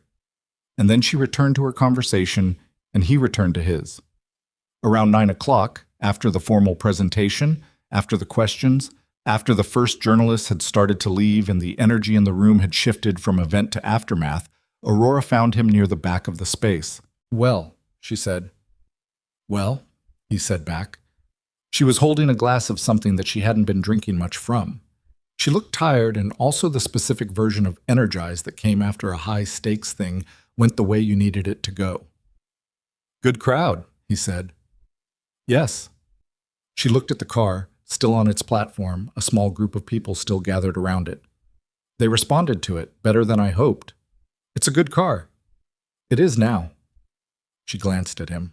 3 months ago, it had a handling problem we'd spent 6 weeks misdiagnosing.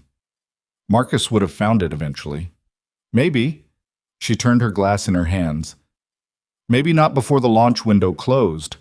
She looked at him directly. "I want to say something, and I want to say it outside of a work context." He waited. "What you brought to this project, not just the diagnostic stuff, but the way you think about a car as a system rather than a collection of problems. That changed the quality of the work. Marcus would tell you the same thing if he was standing here, and he's not a person who gives that kind of ground easily." She paused. "I wanted you to know that I see that, not as the CEO of the company that contracted you, just as a person who's been watching you work." He looked at her for a moment. "Thank you," he said. They stood together in the reduced noise of the evening's end, and the car was there on its platform, and the room had the quality of a thing recently completed, and neither of them said anything for a while, which was comfortable in the way that silences were comfortable when they didn't need to be filled. "There's a dinner," she said finally. "A few of us. After this. Marcus, Priya, the core team. You should come." "Emma's at a sleepover," he said. "Then you don't have a reason not to." He looked at her. "Is that how you're going to frame it? Is there a different frame that would work better?" He almost smiled. "No." They went to dinner, 6 of them, at a restaurant near the facility that was the kind of place where you could hear yourself think, which was what all of them needed after the evening. Marcus talked about the next phase of Project 7's development and what he wanted to do differently in the testing protocol. Priya talked about the paper. The test driver who'd first articulated the handling issue, a woman named Cass, told a story about a development test that had gone badly wrong on a track in Nevada that was objectively harrowing and also, in her telling, extremely funny. Colton sat across from Aurora and ate a decent piece of fish and listened to the people around the table who'd built a real thing together and understood that they had. He said the right things when the conversation came to him and let it pass when it moved on. At one point, Aurora said something to Marcus across the table about the suspension specification for the next development phase, and Marcus disagreed with her, and they went back and forth for 4 exchanges with the efficient shorthand of people who'd had this kind of argument before and respected each other enough to have it cleanly. And Colton watched this and thought, she's good at what she does, not abstractly, specifically. The way she held her ground on a technical point while still being genuinely open to Marcus's counter, the balance of certainty and flexibility, the absence of performance in it. He'd been around a lot of people who were good at what they did. It was rarer than it should be. He drove home at 11:30.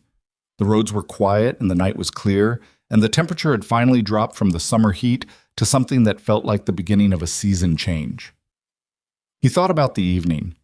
He thought about the car on its platform and Priya's expression when the first journalist had said something specific and complimentary about the suspension behavior.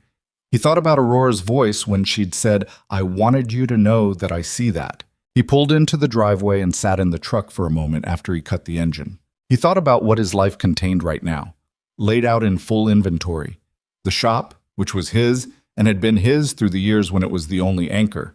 Emma, who was 9 and growing in ways that occasionally startled him with their speed.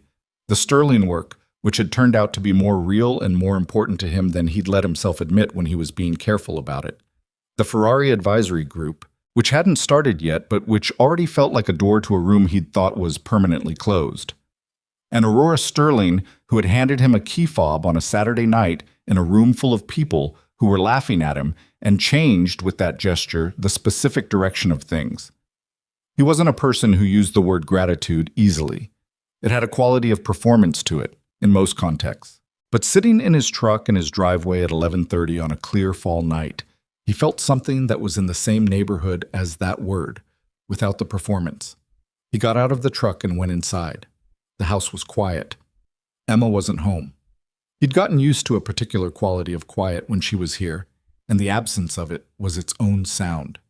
He stood in the kitchen for a moment, then poured a glass of water and drank it at the counter. His phone buzzed. Aurora. "Good night. Thanks for being there tonight." He looked at it.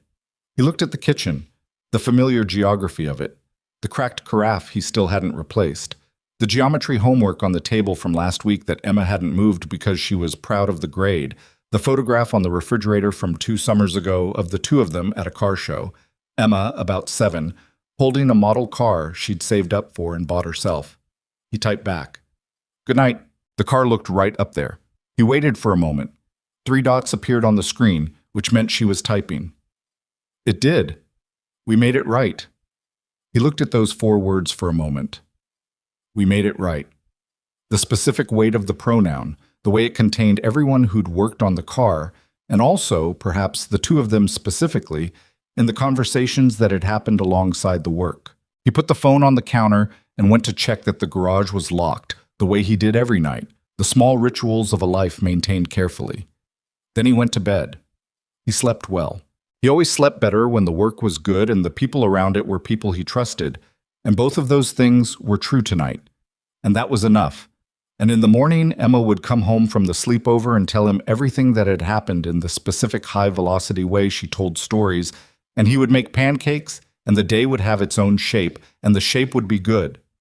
That was enough. That had always been enough. He just hadn't always known it.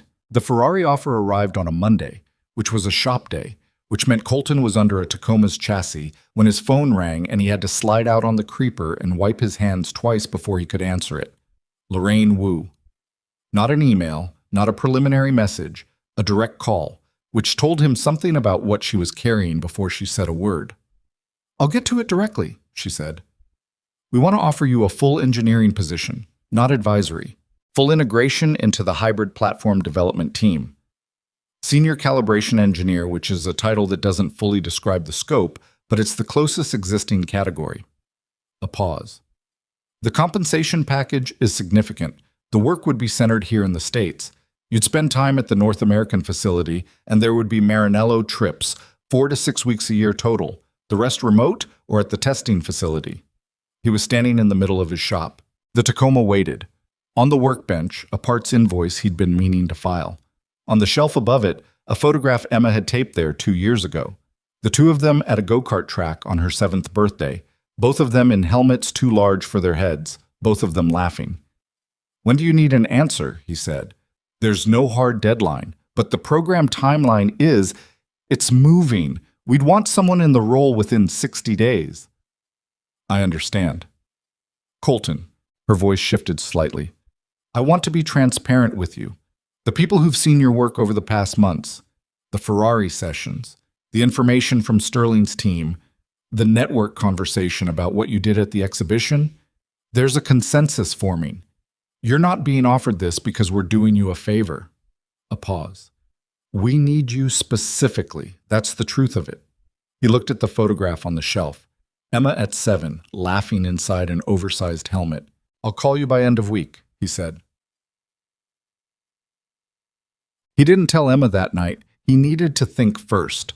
And thinking out loud to a 9-year-old before he'd formed his own position was the kind of thing that ended with her taking a strong stance and him feeling obligated to explain why her strong stance couldn't fully govern a complicated adult decision, which was a conversation he wanted to have only once and only after he knew where he was going. He made dinner. He helped with homework, a vocabulary worksheet that was too easy for her, which he noted but didn't say, because sometimes the appropriate response to something being too easy was to do it well and move on rather than make a point about it. They watched 40 minutes of a nature documentary about deep ocean environments, which Emma had been working through methodically for 2 months, and then she went to bed. He sat at the kitchen table after she was asleep. The offer was real and serious, and would change the shape of his life fundamentally. That was just the accurate accounting of it. Senior calibration engineer at one of the most technically advanced automotive programs in existence, centered in a country he already lived in, financially significant in ways that would matter for Emma's future, in concrete terms. Her education, her options, the cushion that would sit under the life she'd eventually build for herself. Against this, the shop, which was his, and which had been the stable center of things for 5 years. The Sterling arrangement, which had become something that mattered to him more than a line item in a schedule. Emma's school, her teachers, her friend Josie, the neighborhood familiarity she'd grown up inside. And underneath all the practical accounting, something else that was harder to quantify. The question of what he was and what he wanted to keep being.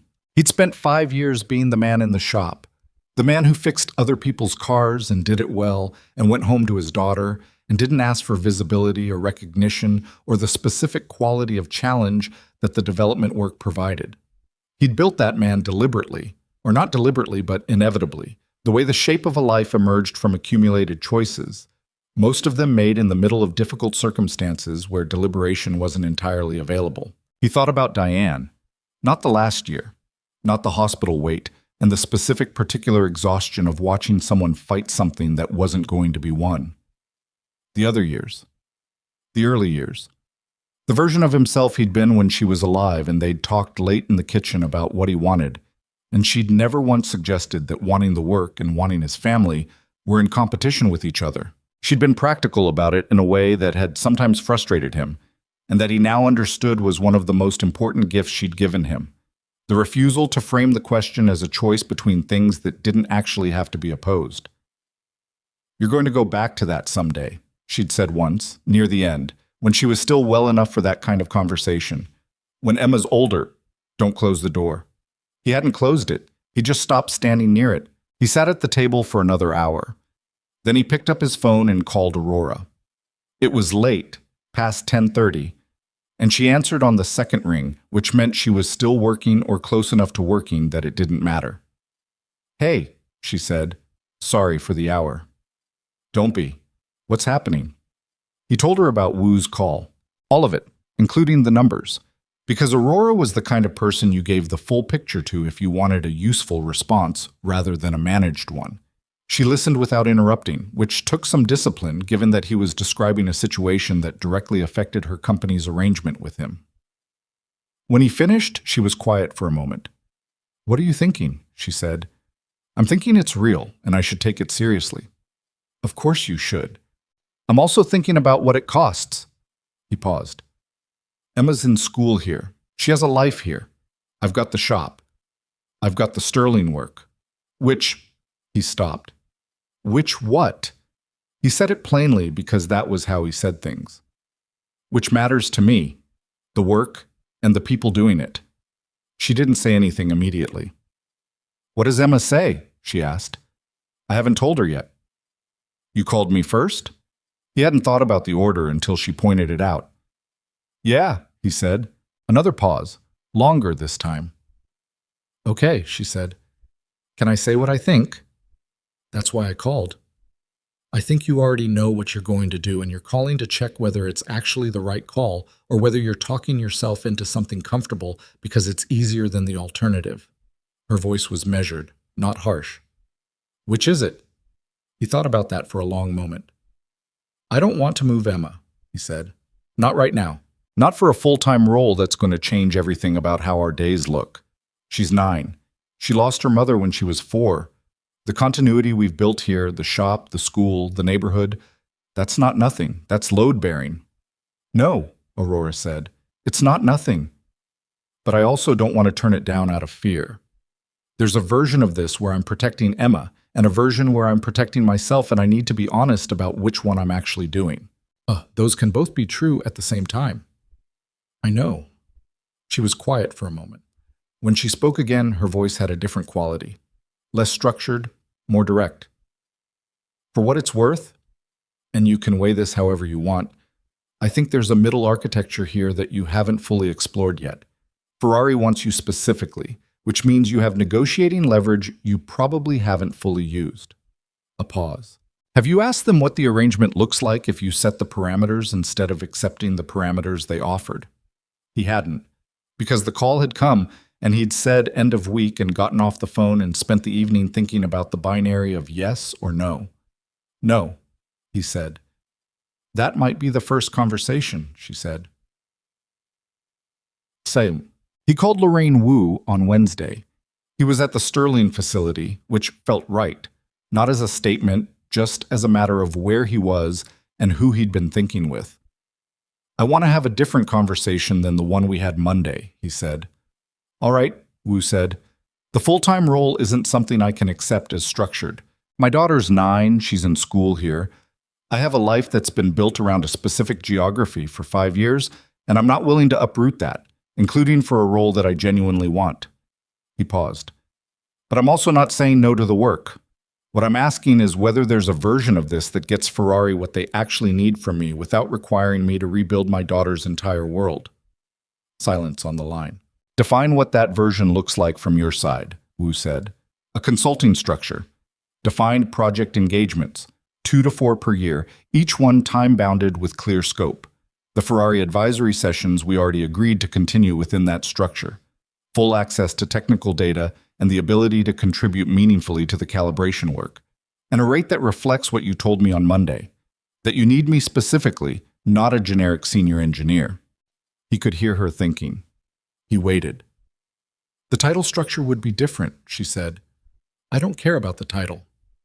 The involvement in the program continuity, you'd be coming in on specific problems rather than holding the through line of the development. Yes, which means you build a team that holds the through line and I'm the person you call when the through line hits something nobody can figure out. He paused. That's actually how I work best. Another silence. Longer this time. I need to talk to 2 people, Wu said. I'll call you Friday. Okay? Colton? Her voice carried something he hadn't heard in it before. For what it's worth, the fact that you came back with this rather than either accepting or walking away tells me something about how you think. I mean that as a compliment. Thank you, he said. He ended the call and stood in the engineering bay for a moment. The Project 7 was still there. They were past his involvement now, in the final pre-production phase. But he came in twice a week from habit and genuine interest, and because Marcus had started pulling him into early-stage conversations about the next platform. He looked at the car. It was finished. It was right. He'd been part of making it right, and that was a real thing that existed in the world regardless of what happened next. Marcus appeared in the bay doorway. How'd it go? We'll know Friday? Marcus nodded slowly.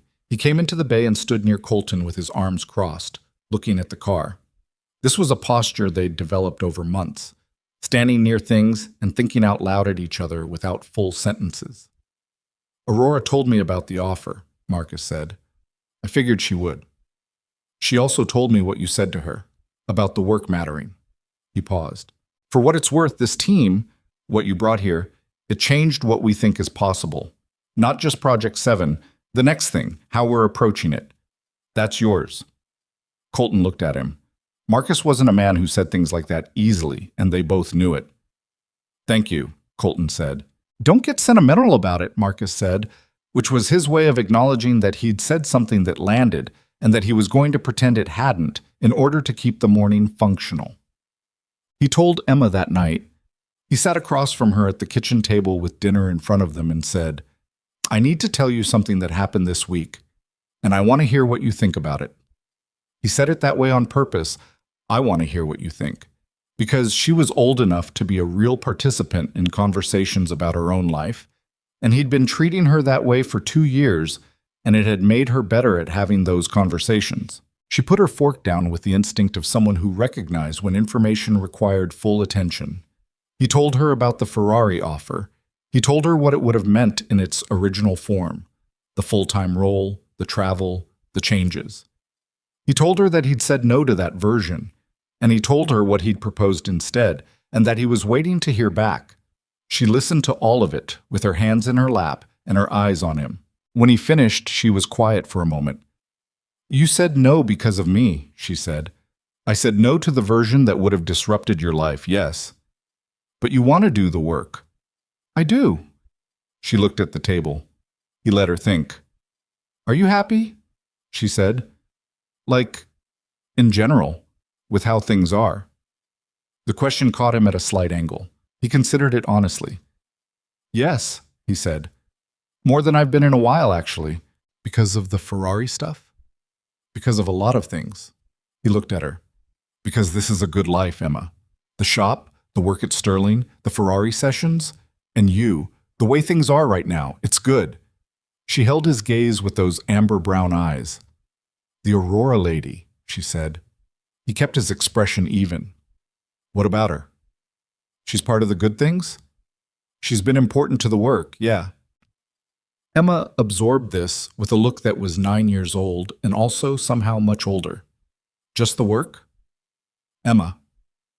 I'm asking. He looked at his daughter, who was watching him with a frankness that he recognized from her mother and had absolutely no defense against. She's become someone I respect a lot, he said, and I think we've become friends, real ones. He paused. That's the honest answer. Emma nodded, not like she believed that was the complete answer, but like she was willing to accept it as the answer that was available right now. I like her, Emma said. You've met her twice. 3 times. She came to the facility when I was there that Wednesday. We talked about the water cycle diorama. A pause. She actually knew about the different types of precipitation, not like adults who just say, oh, that's so cool, and don't actually engage. He stored this in the specific file he kept for information about what his daughter noticed and cared about. I didn't know that. She's smart, Emma said, and she looks at you like she's paying attention. He didn't have a clean response to that. Eat your dinner, he said. She ate her dinner, but she was smiling slightly, and she didn't try to hide it, and he chose not to address it, which was probably also information. Wu called Friday afternoon. He answered on the first ring, which he almost never did, but he'd been holding the phone loosely in his hand for most of the day. We'll accept the consulting structure, Wu said. The terms you outlined, 2 to 4 project engagements per year, defined scope, continuation of the advisory sessions. The rate we discussed reflects what the work is worth. A pause. There are 2 conditions. Tell me. First, we want first right of refusal on your time if a critical issue arises outside the scheduled engagements. Not an obligation to drop everything, but an obligation to prioritize Ferrari if something time-sensitive comes up and your schedule allows. Reasonable, he said. Second, she paused. We want you to be present at the public reveal of the hybrid platform, not to present, not to speak to press, just to be in the room with the team when it happens. Another pause. The people who built this car should be there when it meets the world. You're one of them. He stood in the middle of his shop. The afternoon light came through the bay door at the angle it took in October, low and direct, laying itself across the concrete floor. Okay, he said. Then we have an arrangement, Wu said. After he hung up, he stood there for a while, not thinking exactly, just letting it settle. The shape of what had just been decided, the specific form it had taken, which was not the form anyone had originally offered, and not the form he'd originally imagined when Aurora had dropped a key fob in his hand at the Meridian exhibition, but a form that was his, built to fit the actual dimensions of his life rather than some generic version of ambition. He called Aurora. She picked up immediately. Well? They said yes. A pause. Then, good. Consulting structure. My terms. Of course your terms. He could hear something in her voice that wasn't professional satisfaction, something warmer than that, less formal. You knew they would. I wasn't sure. You had leverage and you used it intelligently. Of course they said yes. A beat. How do you feel? He looked at the photograph on the shelf. Emma at 7, helmeted and laughing. Like I made the right call, he said. You did? A brief silence. The comfortable kind. Dinner, she said. Saturday, the 3 of us. You, me, Emma. Not a work thing. A pause, slightly less confident than her usual register. If that's something you'd want. He looked at the photograph for another moment. Yeah, he said. That's something I'd want. Most. Saturday evening was clear and cool, the kind of October weather that made the air feel specific and wakeful. Aurora arrived at the house at 6:30 in a car that was not a Ferrari, a gray sedan, practical, a small scratch on the rear quarter panel that hadn't been repaired. And Emma, who had been watching from the front window with an intensity she pretended was casual, said, "She's here," in a voice pitched carefully between informative and something else. Colton opened the door. Aurora was standing on the front step with a bottle of wine and the expression of someone who was comfortable in professional environments and slightly less comfortable in front yards, which he found unexpectedly humanizing. She was wearing a jacket he hadn't seen before, casual, dark blue, and her hair down, which he'd seen occasionally at the end of long facility days, but not as a deliberate choice. "Hey," she said. "Hey." He stepped back. "Come in." Emma appeared in the hallway with a speed that was technically plausible as coincidence. "Hi," she said to Aurora directly. "Hi, Emma." Aurora looked at her with the specific quality Emma had identified, actual attention, not performance. "You got a haircut." Emma's hand went to her hair. "Last week." "It looks good." Emma accepted this with the dignity of someone who had been hoping it would be mentioned. "Thank you." She turned to Colton. "I'm going to set the table." She disappeared into the kitchen. Aurora looked at him. "She set the table already," she said quietly. "I saw it through the window when I came up." "I know." She just wanted a reason to leave so it wasn't awkward. "She's 9, not 4. He took the wine. "She's managing the social situation." Aurora almost laughed. A real laugh, brief, which happened more often now than it had in those first weeks. "Is she always like this?" "Pretty much." They went into the kitchen. Emma had indeed already set the table, and had also, apparently in the last 4 minutes, placed a small jar of dried wildflowers she'd been keeping on the windowsill in the center of the table as something resembling a centerpiece, which was a level of initiative that he was going to address later, privately, in a tone of voice that would communicate a complicated combination of amusement and appreciation. Dinner was pasta, which he made well and had been making for years. Aurora sat at the table and talked to Emma while he cooked, and the conversation he could hear from the kitchen was not a performance of adult talking to child. It was actual conversation, Aurora asking questions and listening to the answers and building on them. Emma getting more animated as she recognized that she wasn't being managed. He listened to it without comment and cooked the pasta and opened the wine. And when he brought everything to the table, the two of them were in the middle of a discussion about a nature documentary they had both apparently seen different episodes of. And Emma was explaining the deep ocean pressure dynamics she'd learned, and Aurora was genuinely engaged. He set the bowls down and sat, and dinner began. It was a good dinner, not because it was smooth. Emma knocked over her water glass in the first 10 minutes, and the conversation covered 5 different subjects without any particular connective tissue, and Aurora told a story about a spectacularly failed road test that involved a temporary loss of brakes and a very inconveniently placed landscaping feature, and Emma laughed so hard she had to put down her fork. None of it was curated. It was just 3 people at a table eating pasta, in October, in a house that had its own accumulated history and warmth. At one point, in a lull, Emma looked across the table at Aurora with the directness she'd inherited from Diane and said, "Do you like working with my dad?" Aurora held the question for a moment. "Yes," she said. "Very much." "Is he hard to work with?" "He's honest," Aurora said, "which is sometimes the same thing." Emma looked at Colton. "She's right," she said. "Thank you," he said. "Both of you." After dinner, Emma was sent to get ready for bed, which she did with minimal argument because she'd been reading a book she wanted to get back to. And Colton and Aurora sat at the kitchen table with the wine and the remains of the evening around them. "She's extraordinary," Aurora said. "I know. I mean it specifically, not as a compliment to you as a parent. She's her own person in a way that a lot of adults aren't." He looked at the table. "She's a lot like her mother." Aurora was quiet for a moment. What was she like?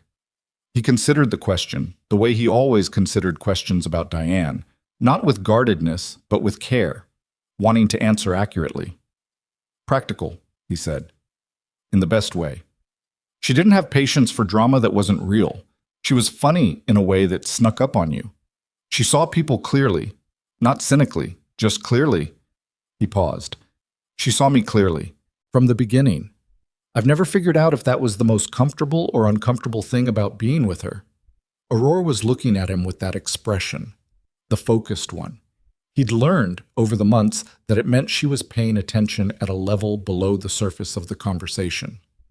Both? She said. Both, he agreed. They sat with that for a moment. Can I ask you something? She said. Yeah.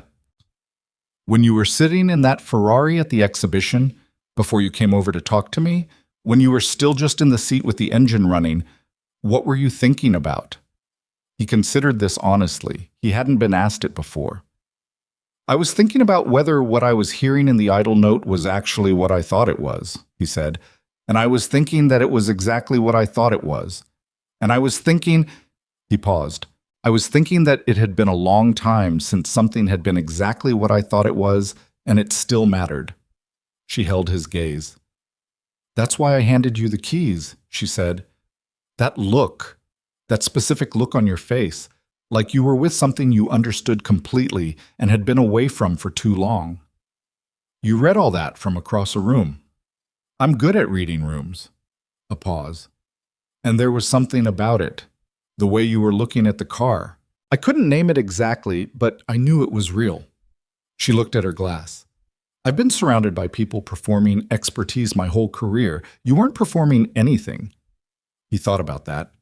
He thought about a Saturday evening 3 months earlier, a man in a stained jacket who hadn't expected the night to be anything other than his daughter seeing a Ferrari up close. I want to say something, he said, and I want to say it plainly. She looked at him. What you did that night, handing me the keys, that changed the shape of my life, in ways that were real and good and that I didn't see coming. He held her gaze. I don't know what it was to you. Maybe it was a professional instinct. Maybe you would have done it for anyone who looked at that car that way. But to me, it was someone seeing something in me that I'd stopped expecting anyone to see. And I want you to know I understand what that was worth. The kitchen was quiet around them, October dark through the window, the small sounds of Emma in her room above them. Aurora looked at him for a long moment. Something had shifted in her expression, not the composed surface of it, but what was underneath. She looked, for the first time in his experience of her, slightly uncertain, not uncomfortable, just human in a way that the professional register didn't allow. It wasn't a calculation, she said, just so you know. I wasn't reading your technical background or thinking about what you'd be useful for. She stopped. Tried again. I just saw a person who deserved better than what was happening to them in that room. Yeah, he said. I know. They sat with that for a moment. I should go, she said. Emma has school. She does. Neither of them moved immediately. Then Aurora picked up her jacket from the back of the chair and stood, and he stood, and they walked to the door and she stepped out onto the front step and turned back. Saturday was good, she said. It was. She looked at him for a moment in the October night, the specific quality of a moment that contained more than the words available to describe it. Next week, she said. Yeah, he said, next week. She walked to her car. He watched until she had driven out of the street, and then he closed the door and stood in the hallway. Emma was standing at the top of the stairs. She left? She said. She left. A pause. She's coming back, though. Next week. Emma nodded, satisfied, the expression of someone whose read on a situation had been confirmed. Good, she said. Then she went back to her room and her book. He stood in the hallway for another moment, in the quiet house, in the life he'd built from available materials and kept building every day. The shop, the work, the Ferrari arrangement, the sterling friendship that had become something more specific than friendship, and his daughter upstairs with her book and her wildflower centerpiece and her accurate read on everything. He turned off the hallway light and went to wash the dishes, because the dishes were there and they needed doing, and tomorrow was a shop day, and the day after that he'd be at Sterling, and the week had a shape to it, and the shape was good. The Ferrari key fob was in the dish on the counter near the door, the one Aurora had pressed into his palm that first night, and that he'd somehow kept, not deliberately, just never returned. He picked it up and turned it in his hand once, feeling the specific weight of it, the familiar density of that small object that had preceded everything that followed. Then he set it back in the dish and went to wash the dishes. Some things you kept, some things kept you. He was learning, slowly and imperfectly, to understand the difference. Winter came to Weston the way it always did. Not dramatically, not all at once, but in increments that accumulated until one morning you looked out the kitchen window and the world had a different quality of light and the garage was cold before 7 and you stopped being surprised by it. Colton had always liked winter in the shop, the specific quality of cold work, hands that needed to warm before they were fully useful, the coffee that actually mattered rather than being a habit, the way the bay doors trapped heat unevenly so there was always one warm corner and one that never quite got there. He'd spent winters in Italy too, in the Ferrari facility that was heated properly and efficiently, and he didn't miss that about it. The inefficiency of his own shop had a character to it. Things with character were worth keeping. The months since the dinner with Aurora had shaped themselves into something that had its own rhythm now. Mondays and Wednesdays at Sterling, where the next platform was in early development and Marcus had taken to treating their working sessions as the most productive hours of his week, which he expressed by being slightly more abrasive in those sessions than in others, which Colton had learned was Marcus's equivalent of showing up with flowers. The shop the other days, Emma's school schedule governing everything the way it always had. And Saturday evenings, most of them, the three of them at the kitchen table or occasionally somewhere else. A diner Emma had lobbied for, once a Saturday afternoon at the Sterling facility, when Emma had specifically asked to see the new platform in its early state, and Aurora had arranged it without making it a production. Emma and Aurora had developed their own thing, separate from him. He noticed it without directing it. They texted occasionally. He knew, because Emma mentioned it casually, the way you mention things that had become normal, and they'd had 2 conversations that he'd only been peripheral to about the deep ocean documentary and about a book Aurora had recommended and Emma had read in 4 days and then needed to discuss. He didn't manufacture any of this. It was just happening, the way things happen when people were genuinely compatible and there was space for it. He thought about this sometimes, lying awake in the early morning before the alarm, in the particular hour when the house was quiet and his mind did what it wanted without editorial control. He thought about the specific nature of what was happening between him and Aurora, what it was and what it wasn't yet, and what it might become. With the combination of hope and caution that was the only honest emotional register for a man who had loved one person completely and lost her and was now, incrementally and imperfectly, finding that there was more life on the other side of that loss than he'd been sure existed. He wasn't in a hurry. That was the truest thing he could say about it. He'd learned in the years since Diane that hurrying toward things because they felt good was how you built things that didn't hold. The shop had held because he'd built it slowly and well. Emma had become the person she was because he'd shown up every day without drama, just consistently, and let her grow at her own pace in the direction she chose. The Ferrari work and the Sterling work had both become real because he'd done the actual thing rather than the performance of the thing. He applied the same principle here. He let it be what it was. He trusted that what was real would remain real. The first Ferrari project engagement started in January. Lorraine Wu had been specific about the scope. 3 days at the North American testing facility, focused on a power delivery anomaly in the hybrid system that the internal team had been chasing through 2 development cycles without resolution. Colton drove up on a Tuesday morning, arrived at 9, spent 2 hours reading the accumulated data from both cycles, and by noon had a theory that he laid out for Wu and the 2 lead engineers in the room with the kind of directness that he'd stopped apologizing for. The theory was that the anomaly wasn't in the power delivery system at all. It was in the interaction between the regenerative braking calibration and the power delivery map at a very specific range of vehicle speeds and battery state. An interaction zone that the 2 systems engineers had each assumed was the other team's territory and had therefore not been examined with full attention by either.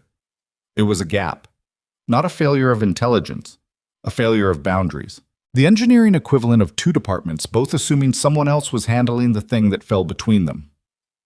One of the lead engineers, a man named Park, who had the competitive edge of someone who'd been working on this problem for 8 months and was tired of not solving it, pushed back immediately. The regenerative calibration has been reviewed 3 times. Reviewed in isolation, Colton said, not in interaction with the power map at the boundary conditions. Run me the data for battery states between 40 and 60%, vehicle speed 70 to 90 miles per hour, transition from braking to power demand. That specific window. Park ran it. He stared at the screen for a long time. That's where it lives, Colton said. Park said nothing for a moment. Then, yeah. They spent the rest of the day in the data.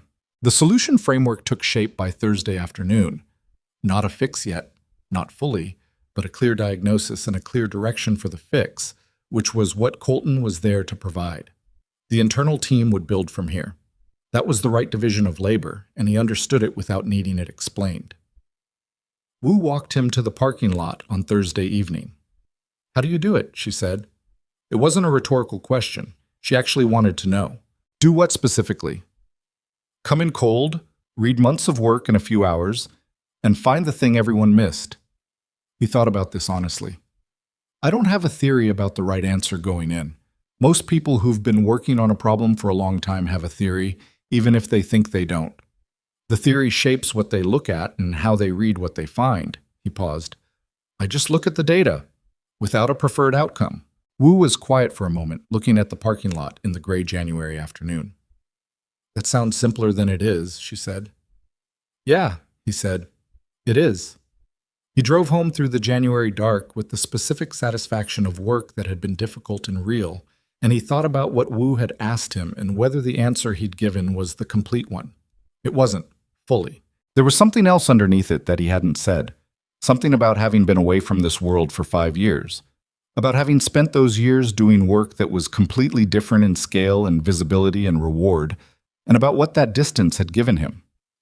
He'd come back to development work without the accumulated stakes that the full-time engineers carried. No career trajectory riding on the outcome.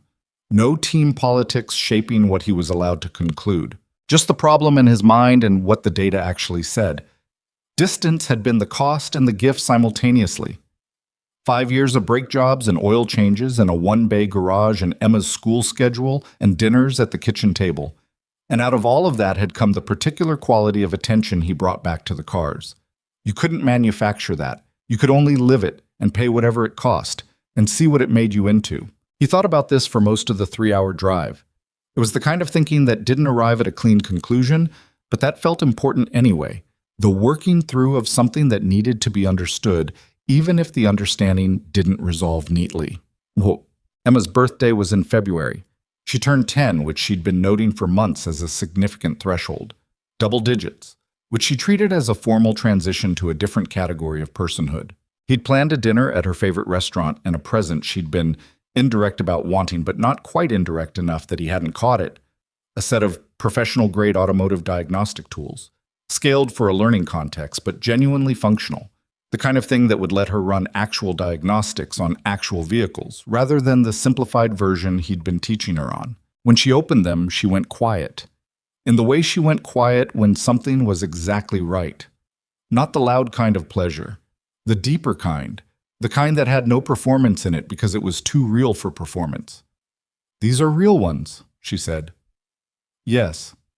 Not kid ones. You're not a kid mechanic. You're a mechanic who's a kid. Different tools. She looked at him with Diane's eyes, and he held the look steady, and then she turned back to the tools and began systematically examining each component, which was exactly what he'd expected her to do. Aurora came for the tail end of the birthday dinner. She'd asked Colton in advance what Emma would want as a gift from her specifically, and he told her honestly that Emma would want something that treated her as capable rather than something that treated her as young. Aurora had arrived with a book, a technical history of motorsport engineering, dense and serious and written for adults, with a card that said, "For a real engineer." Hey, Emma read the card twice, then she looked at Aurora. You think I'm a real engineer? I think you're becoming one, Aurora said, which is the only honest answer. The rest is just time and work. Emma nodded slowly, holding the book. That's the right answer, she said. I know, Aurora said, and there was something in the way she said it, not smug, not performing confidence, just settled, that made it clear she'd thought about what to say and had said the thing she actually meant. They ate cake at the kitchen table, and Emma talked about the diagnostic tools and what she was going to test first, and whether Colton would let her run diagnostics on the Civic project, which was near enough to complete that the answer to that was yes. Aurora listened and asked real questions, and Emma answered them with the thoroughness she brought to things she cared about. At one point, Colton looked across the table at the two of them. Emma mid-sentence about ignition timing, Aurora leaning slightly forward with her elbows on the table, fully present, and felt something that moved through him cleanly, without complication, the way simple, true things moved when you stopped arguing with them. He loved his daughter. He had always loved his daughter. That was the fixed star, the point everything else was oriented around, the thing that had remained constant through all the years and losses and recalibrations. And there was something growing in the space beside that, something that had been growing since a Saturday night in October when a woman had handed him a key and seen something in him that he'd half forgotten was still there to be seen, something he wasn't in a hurry about and didn't need to name yet, and trusted would become what it was going to become in its own time.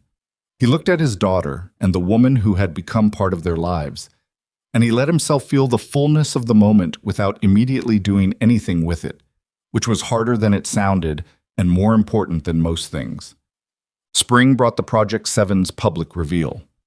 Sterling Automotive Group had been building toward it for months, and when it finally happened, a Thursday afternoon event at the facility, press, and industry figures, the car on a platform in the main space that Colton had watched transform from bare chassis to finished machine. It had the quality of a long-held breath being released. He stood near the back of the room with Marcus and Priya and Cass, the test driver, and watched Aurora present the car to the room. She was good at this. He'd known she was good at it, but watching her at full scale, in front of a room full of people whose professional assessments mattered, was a different kind of knowing. She talked about the car the way someone talked about something they'd put their life into. Not performing passion, just unable to conceal it, which was more convincing than performance ever was. When the questions came, she answered the technical ones herself where she could and deferred to Marcus where she should. And the balance of that, knowing where her knowledge ended and someone else's began, was another thing he'd come to respect about her. He'd worked with plenty of people who didn't know how to do that. A journalist near the front asked about the handling development, specifically about the differential mount solution that had appeared in the technical briefing documents. Marcus fielded it, and in his answer he said something that Colton hadn't expected. "We had outside input on the thermal diagnosis that changed the direction of the whole handling program," Marcus said. Colton Hayes identified the root cause in his first session with the car. Everything after that was built on that foundation. The room didn't know the name, but some of the industry people did. The people who'd heard the story from the exhibition, from the Ferrari sessions, from the technical network that carried these things. Colton saw a few of them register and recalibrate. He didn't move from his spot near the back wall. He wasn't going to stand up and be identified, and Marcus knew that, and hadn't asked him to be. Had just named the work accurately because it was the right thing to do, which was its own kind of acknowledgement, and the right kind. Not a spotlight, just the record being set straight. Aurora found him after the formal part of the event, when the room had broken into smaller conversations and the car was surrounded by people getting closer looks. Marcus told them about the diagnosis, he said. "I know, I asked him to." She looked at him evenly. "Your work is part of why that car is what it is. That's in the record now." "You didn't have to do that." "I know." He held her gaze. "Thank you," he said. She almost said, "Don't mention it," or something else that would have deflected it, and he could see her stop herself. She was learning, in their time together, that he meant what he said and wanted acknowledgement to land rather than be immediately batted away. It was a thing they'd figured out about each other across months of conversation, the specific ways each of them deflected the things that mattered, and the agreement, unspoken but real, to do that less. "You're welcome," she said. One evening in late April, on a Saturday, she arrived at his house in a Ferrari. Not the 296 from the exhibition, something newer, one of the hybrid models from the advisory program that Ferrari's team had been using as a loan vehicle during the development sessions. She'd borrowed it for the weekend for reasons that she explained when pressed as, "because I wanted to drive it and it was available," which was such an Aurora answer that he accepted it immediately. She pulled into the driveway and the engine note reached him through the garage wall before he saw the car. And he stopped what he was doing because that specific note was not something he'd heard in his driveway before. He came out of the garage. She was standing beside it when he emerged into the April evening. Still in her work jacket from what had apparently been a long day, keys in hand, a look on her face that was caught between the effort of appearing casual and something else entirely. Emma appeared in the doorway behind him. "Is that a Ferrari?" she said. "Yes," Aurora said. "A real one?" "As real as they get." Emma made a sound that was the distillation of every feeling a 10-year-old could have about this specific development, then managed it into something approaching composure. "Can I sit in it?" "In a minute," Aurora said. Then she looked at Colton and held out the keys. He looked at her. The gesture was the same as that Saturday in October. The arm extended, the keys offered, the specific weight of that small object and what it carried. But it wasn't the same. Everything about the context was different now. The room full of laughing strangers was gone. The distance between them was gone. What remained was just this: two people in a driveway in April, one of them holding out keys to the other, and both of them understanding exactly what the gesture meant and what it didn't need to say. She'd given him keys in a room full of people who'd written him off, and it had started everything that followed. All the work, all the conversations, the dinners, the months of mornings at the Sterling facility, and evenings at the kitchen table, and the particular way Emma said Aurora now, like the name had always been part of the household vocabulary. He took the keys. The fob was heavier than the one from October. Different model, different weight. He turned it in his hand once. "You want to drive it?" she said. "Yeah," he said. "I do." "Good." She leaned against the car, arms crossed. "Emma goes first, though." Emma, who had been watching this entire exchange with the patience of someone who'd decided to let adults finish their moment, immediately abandoned patience and came down the steps at speed. Colton moved to the passenger side and opened the door, and Emma folded herself into the seat with the reverence of someone entering a space that was simultaneously mechanical and mythological. She ran her hands over the steering wheel. She looked at the instrument cluster. She looked at the center console, the gear selector, the paddle shifters. She looked at all of it with the focused inventory of someone who intended to understand it completely. "It smells like leather and electronics," she said. "That's what new Ferraris smell like," Colton said. "I like it." "Yeah. I'm going to build something that smells like this someday." He looked at his daughter in the driver's seat of a Ferrari, 10 years old, entirely serious. "I know you will," he said, and he meant it without qualification, the way you meant things when they were simply true. They drove that evening, Colton and Emma both, separately, with Aurora riding along each time. The roads near Weston were good for it. Long stretches of light weekend traffic, some decent curves out past the reservoir that rewarded the kind of car that was built to be asked questions. Emma got 20 minutes staying on the straight roads near the house, and her face during those 20 minutes was something he filed away in the permanent category, the kind of memory you didn't need to do anything with because it would simply never leave. She drove carefully and competently and with the specific quality of attention that she brought to all mechanical things, and when she pulled back into the driveway and got out, she stood beside the car for a moment with her hand on the roof, like she was saying goodbye to something. His turn was longer. He took the car out toward the reservoir, and the road became what it was supposed to be, and the engine note changed as the revs climbed and the evening light came at a low angle through the bare starting trees, and he drove. He was quiet inside the driving, not thinking about anything specific, just present in the physical reality of it, the feedback through the wheel and the pedals, the car communicating in the specific language of well-calibrated machinery, everything working the way it was supposed to work, nothing fighting anything else. He knew this car from the inside now. Not this specific vehicle, but this platform, its engineering DNA, the choices that had been made and why. Driving it was like reading something you'd had a hand in writing. Aurora was in the passenger seat. She didn't say anything for the first stretch, which was correct. She understood by now that his driving silences were different from his other silences, that the car took his attention in a specific direction, and that was the point. On a long straightaway past the reservoir, With the light going gold on the water, she said, "You look right in it." He didn't take his eyes off the road. "What does that mean?" "Like you're supposed to be there. Like the car knows who's driving it." He was quiet for a moment. "Cars don't know things." "You know what I mean." He did. He kept his eyes on the road and let the car do what it was built for, and thought about what she'd said. "You look right in it," and about what it meant to look right in something, to be where you belonged, to have the life you were actually living fit the person you actually were, rather than some other version you'd constructed out of necessity or grief, or the accumulated weight of days that required more maintenance than ambition.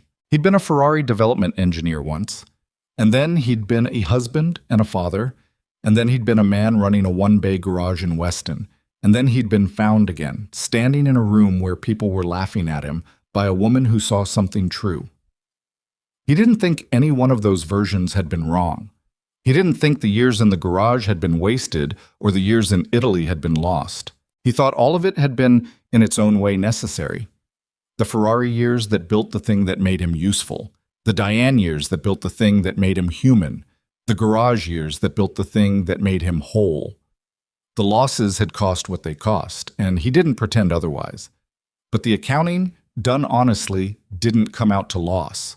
That was the thing he'd been understanding slowly, across the months since October.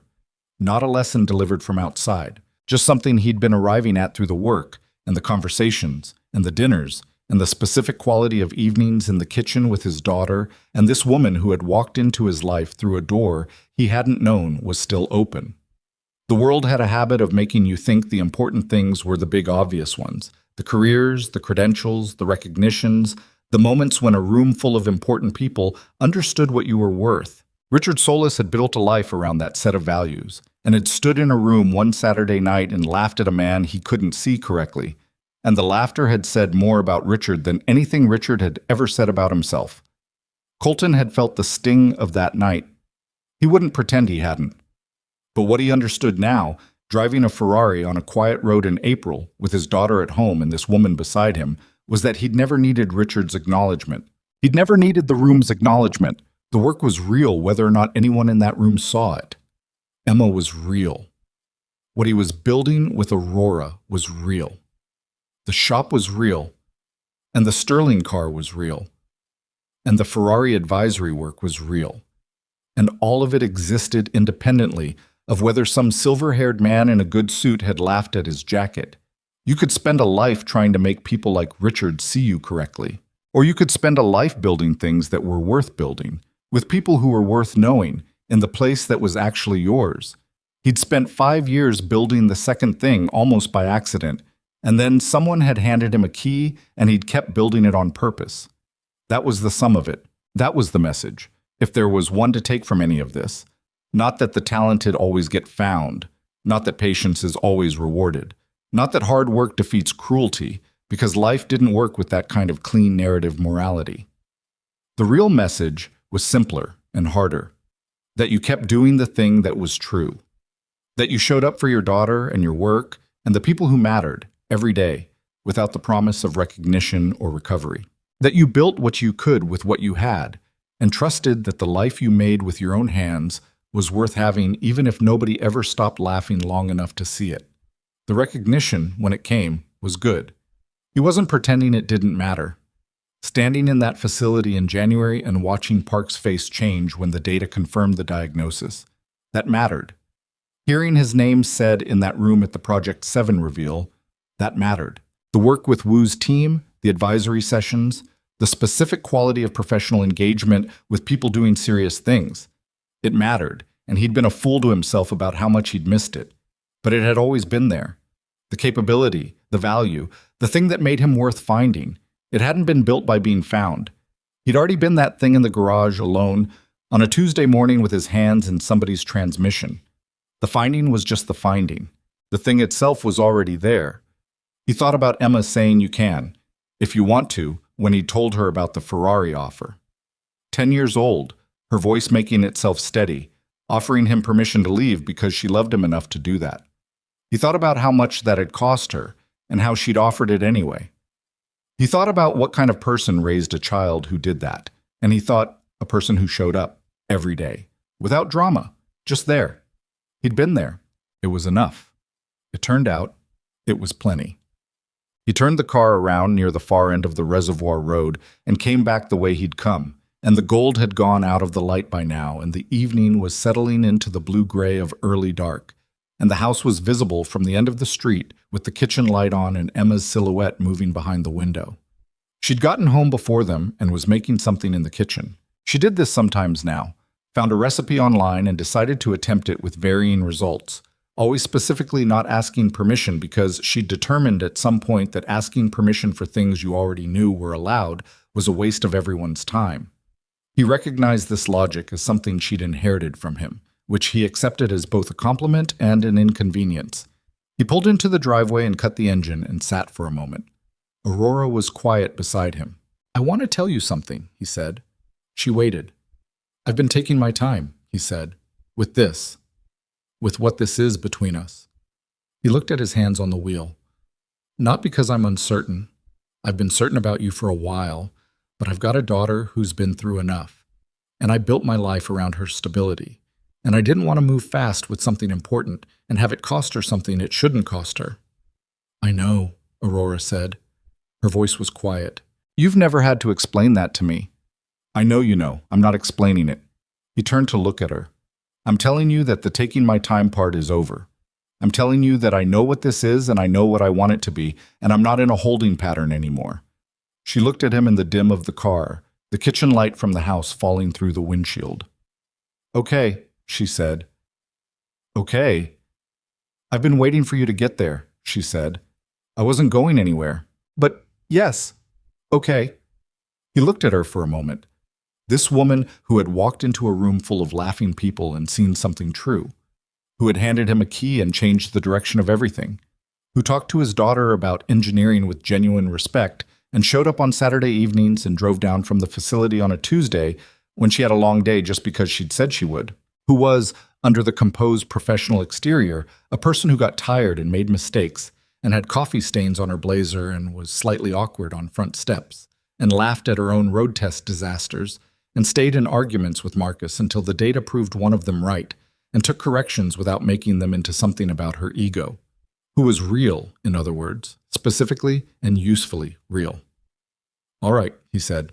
She almost smiled. The full version, which she didn't deploy cheaply, which was part of why it meant something when it appeared. Then she reached for the door handle. "Emma's burning something," she said. He listened. From inside the house came the faint but unmistakable sound of a smoke detector going off, followed by Emma's voice saying something that he was going to choose to assume was not a profanity. They got out of the car. He went through the front door first and Aurora followed, and the kitchen was full of thin smoke from something on the stovetop that Emma had abandoned while she dealt with the window she was trying to open, her expression pure, focused problem-solving with no distress in it at all, just the face of someone managing a situation. "I made pasta," she said, without looking up from the window. "The garlic went a little fast." "I can see that." "It's fine. The pasta's fine." She got the window open. "The garlic is not fine, but I have more." He turned the burner off and moved the pan and opened the other window, and the smoke moved toward the exits. Aurora had already found the dish towel and was fanning the smoke detector until it stopped, which she did with the efficient calm of someone who had learned not to make household chaos into anything more than what it was. The kitchen cleared. Emma assessed the damage to the garlic with a critical eye and made her determination. "Starting over," she said. "Want help?" Aurora said. Emma looked at her. "Do you know how to make garlic pasta?" "I know how to make garlic pasta without burning the garlic." "That's a higher skill level than mine," Emma said, with the directness that was her primary social mode. "Yes, please." They made the pasta together, the three of them in the kitchen, Emma and Aurora at the stove, Colton setting the table and opening wine and staying out of the way, because the kitchen had a clear hierarchy now, and he was not at the top of it, which he found he didn't mind at all. Emma asked Aurora questions while they cooked, real ones, not conversational ones, about Sterling's next platform, about whether the Ferrari advisory work would continue, about the specific thermal dynamics paper Priya had mentioned, and whether Aurora had read it. Aurora answered all of them directly and without simplification, and Emma absorbed the answers with the focused attention of someone building something. Colton stood at the counter and watched the two of them. This woman and his daughter, side by side at the stove, talking about thermal expansion coefficients over a pan of garlic, and thought, this is it. This is what it looks like.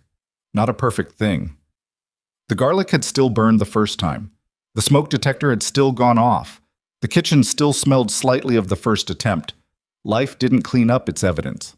But these people, in this kitchen, on this ordinary Saturday in April, with the Ferrari in the driveway and the spring evening through the window and everything that was real remaining real, this was the thing that mattered. This was the architecture that held. Not the career, not the recognition, not the moment in the room when the experts understood who they'd been laughing at. All of that was good and real and mattered in its own category. But this was the center. This had always been the center. Emma, plating pasta with the focused satisfaction of someone completing a project. Aurora, who had made room in her own serious and demanding life for something as specific and human as learning what one small family needed and showing up accordingly.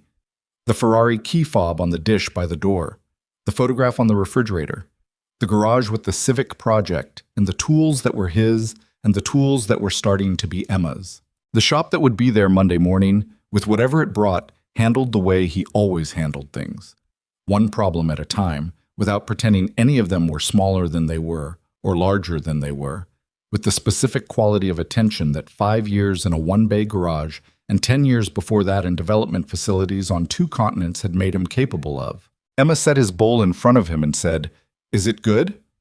Before he'd tasted it, which was a departure from her usual practice of waiting for the verdict. He tasted it. It was good.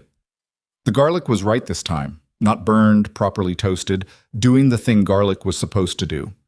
"It's good," he said. She sat down with the expression of a problem solved. "I knew it would be the second time." "You were confident about that." "I paid attention to what went wrong the first time. That's all you have to do." Aurora looked at him across the table. There was something in her expression, quiet and certain and fully there, that he recognized as the expression of someone who had arrived somewhere they intended to stay. He picked up his fork. Outside, the April dark had finished settling over Weston, and the street was quiet, and the house held its light against it the way a house did when it was full of the right things. He thought about a man in an oil-stained jacket holding his daughter's hand in a room full of laughter. He thought about what that man had known and what the room hadn't, and what it had cost to carry that knowing alone, and what it had meant to be seen. He thought about all the forms that dignity took, how sometimes it was the recognition of a room, how mostly it was this: a kitchen table, a bowl of pasta made right on the second try, a daughter who paid attention to what went wrong and adjusted, a woman who had handed him something back that he hadn't fully known he'd lost. He thought, a good life doesn't announce itself. It just keeps being good, one ordinary evening at a time, until you look up and understand what you've been given. He ate his pasta. Emma talked. Aurora listened and talked back. The evening did what evenings did, and in the morning, the garage would be waiting, and the work would be there, and Emma would have questions about the diagnostic tools, and the civic project was close enough to done that he could feel the end of it, and the Ferrari advisory program had a second session in May, and the Sterling Next platform was in early development, and Marcus had already started the arguments that meant he was engaged and interested and building something worth building. Everything was still in motion. Everything was still incomplete in the way that living things were incomplete. Not broken, just unfinished, which was the natural condition of things that were still going. He was 32 years old, and he had a daughter who could hear engine problems, and a woman who had seen him correctly in a room full of people who hadn't, and work that was real, and a shop that was his, and a life that was not the life he'd planned, but was, in every way that actually counted, the right one. That was enough. More than enough. He looked at Emma, who was in the middle of explaining to Aurora why the specific torque spec on the Civic's suspension arm was more interesting than it sounded, with the absolute confidence of someone who had decided that the things she cared about were worth making other people care about too. He looked at Aurora, who was listening with her elbows on the table and her full attention given over to a 10-year-old's torque specification explanation, because she understood that attention was the most real form of respect there was. He looked at his kitchen, his table, his house. He thought, Diane would have liked her. The thought arrived cleanly and sat there without pain. Just true, the way the best true things were. He held it for a moment, and then he let it be where it was, in the place where the things he'd loved and lost lived quietly alongside the things he still had, not competing, not diminishing each other. Just true. All of it. The loss and the love, and the work, and the people, and the April evening, and the pasta going cold slightly faster than any of them were eating it, because the conversation was better than the food, which was saying something because the food was good. He reached over and served himself a little more. Emma paused her explanation. Are you even listening? Every word, he said. She studied him for a second, then apparently decided this was accurate. The torque spec, she said, turning back to Aurora, is actually related to the thermal expansion thing you were talking about at the facility, and here's why. Aurora looked at Colton once, briefly, and the look was its own conversation. See what you made. And he received it, and turned his attention back to his daughter and listened.